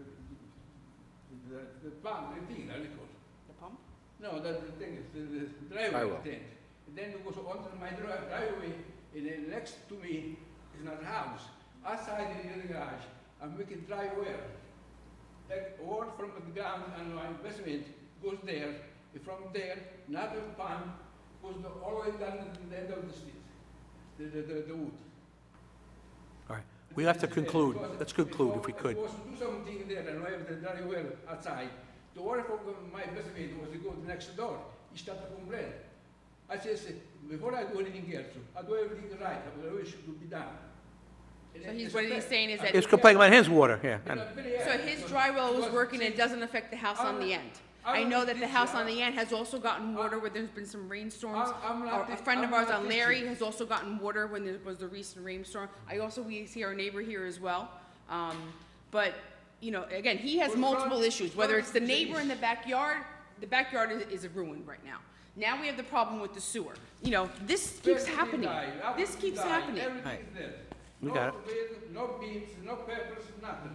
All you see is to cut the fir tree, the middle apple tree, die because there was a look ugly. She told me, oh, take it off. I made him cut down all his trees because they were dying in the backyard. The chlorine. Was a three big All right. tree, the good one. And even my neighbor, somebody here, I give him $5 a pair. Well, we'll get together with Mr. Latella. I'll have him explain what he told me to you, No, so. he's told me the same thing, and like you said, I have a plumber who is, you know, he's great, and he's telling me, no, it's not our, it's not our check valve. So there's, you know, he said, she said. Okay, well, let's have both of them at the same time figure it out. The water from his driveway, this is the next things we have to do by the next house, because they did 99% wrong. Whatever they did, because the guy there who building the house, now is a bit make a divorce, and sold the house. Nicer guy. And the guy is really was working down in Eastchester, now he went to Waterloo. That's already did all this problem. Tell them what to do, what did they want to do. When I complain, no, the video can be buy, the video, maybe they pay some money to say everything is okay, but everything is wrong. Well, Come by, that's a building inspector thing. Somebody can check up there and see what the water is now. Like we said, Carlo Valenti now Yeah. we've been speaking with him. Work it out, yeah, he's very good. He knows his stuff. But you see the water where it is still there, all the way from here to there, till the pool. After the pool, no water. From the pool to the street, all the water comes on my land. All right. Now, if you want to see the water, you can come anytime, even now, for 2 days, 3 days. It's a full and it runs on my lawn, all the way down at the end of the property. And then rains again, fill it up again, 3, 4 days, doesn't move because the underground water from his new construction there is coming under the no dry well made. The dry well is not made there. Only big pipe on the top. They did it on the same level of the patio. And then 4 feet before the end of the garage on my side. Bend the thing down, is corny, the black pipe, the cord, went down there and showed where the mover needed the garage door in the front. That thing there is down here. What the thing they did is up here. Means that pipe there to go collect the water, the catch basin, whatever they call it, right? Till today, you don't got one drop water. I'm leaving there, and I saw everything was done. Thank you. This is not the case for the one today for the water in my house. That's another thing. It's a big story. All right, well, another day. I have a question. So when there is new building, new homes, renovations, do they not look at the sewer and the capacity? Because course. now there's a lot, Yeah. but nothing's changed. Now the street is getting all built, you know, beat up from Viola. I don't know what Viola's Yeah, hold doing. on. Mr. Morocco. It's been going on so long. This is why he's like this. I know. He talks about this all the time. I can imagine, yes. All right, so then, Mr. Latella, myself, will reach out, maybe involve Carlo as well, and see if we can't figure out what the situation is down there, because obviously everyone's got different opinions on this thing. All right. But is there any way to make more capacity in the sewer? It may not be necessary, I don't know. These guys have to make a decision on it, I don't know that. I don't think so, but Let's see what he says. All right, thank you, Mr. Simonetti, appreciate it. Thank you. Thank you. Okay. Thank you. Check every part of my side there, it's okay. It's okay, why, that's why. If you're living there, if I do all the rest of the moving in the house, it will get right the family where it was. We were not shooting, me and my daughter did that. All right, Mr. Denning. Whatever in my life, I know something right, everything is not wrong.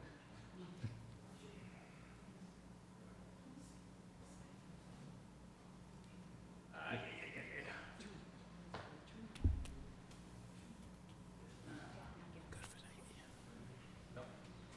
91 here. 91. Good job. God bless.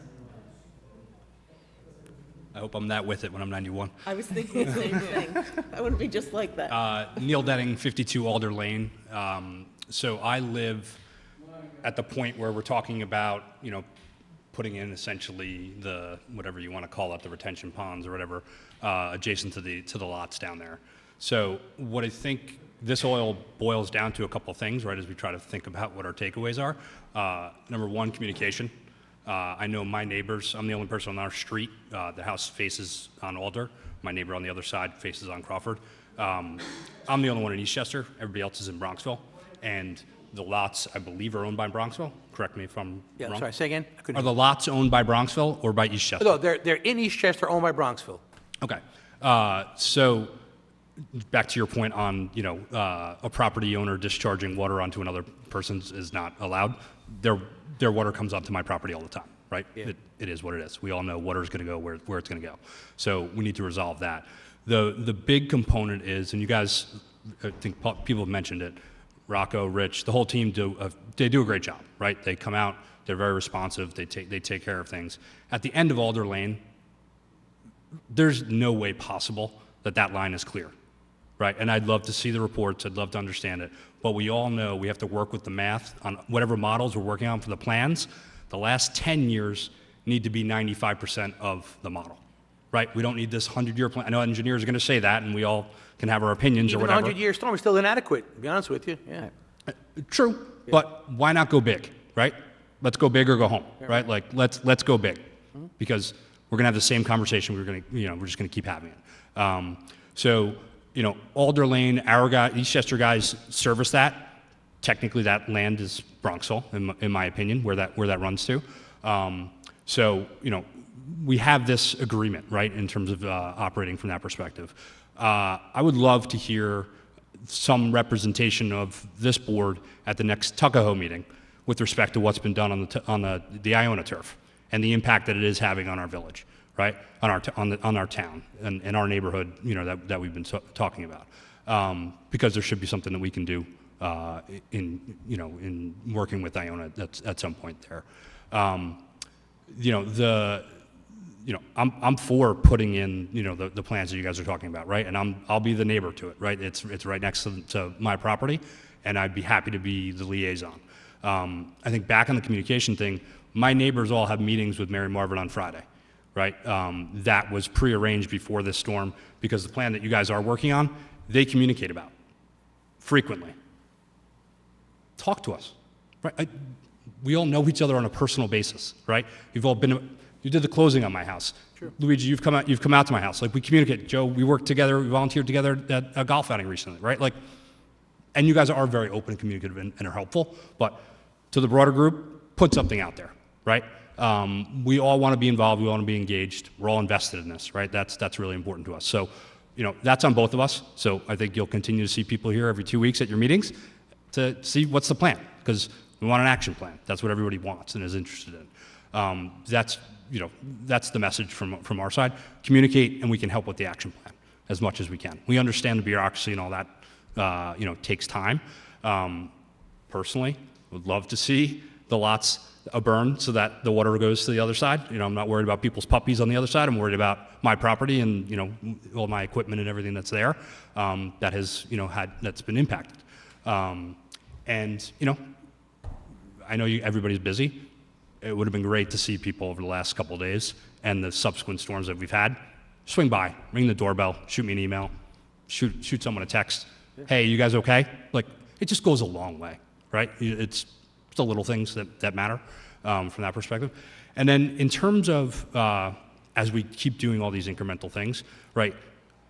I've 46 years old. I've lived in town 42 out of those 46, other than going away to school. Crawford by Cottle, even before the turf, like take the turf away, that flooded, right? And I think it kind of got a little bit worse when we did the bump out in terms of the parking spots. So there's something in that drainage system there that there's a problem. There's something at Alder at the end. So like whether we've done the cameras, and I'm sure we have, and there's probably a process that, in order to ensure those things or whatever has to come from an infrastructure standpoint, I'd love to see it, and let's do it more frequently, right? The gentleman asked for a short-term approach. I would have loved for you guys to say, we're going to have people out there tomorrow or within a week doing the lines again, taking a look. We'll report back to you guys at 2 weeks from today on the next board meeting and say, hey, we had the lines looked at. We're still working on our general plan, but the short term is we've been out and we've kind of poked around on those things, right? Those little things go a long way for us to see that there is action. I got it, but it's happening though. This, Richie, Rocco down there, they're in the catch basins. They're opening up the grills. Well, I was there today. There were 2 4-footers on each side of Crawford by the Cottle Field in between the woods, pipe out, looking down in them, making sure they're all clear. The water's going through beautifully. It's not like it's not happening. It's just not being reported to you. And obviously you're busy. Everybody's busy. We don't have time to do all the minutia of the job. But all of that stuff has all been going on. And all the engineers have been going and checking everything. I can't speak to the cameras, but I'll find out tomorrow what we've cambered, what hasn't been cambered, what can be cambered, And, cammering is not cheap, but it's also not expensive, and it's a good tool. Yeah. So I agree with you 100%. There's no reason why, we shouldn't do that. And we get some point people going here and just start farming out information so you guys know what's going on. Yeah, and it's just helpful, right? Sure. And then we can opine because you guys aren't there every day, and we are there every day, right? So we can give the opinion of like what we're seeing as well. Has the town ever looked into purchasing or leasing, a line cleaning truck? Say again, I'm sorry? A line cleaning truck. I think Pelham has purchased one. Oh, we have a sewer rotter, yeah. We have one. We have one. Yeah, oh yeah. It's operated all the time. Okay. And we occasionally will share it with Tuckahoe in Bronxville, but it stays in our yard, and that sewer truck is constantly in use. Okay. I haven't seen it, but I trust you. No, it's around.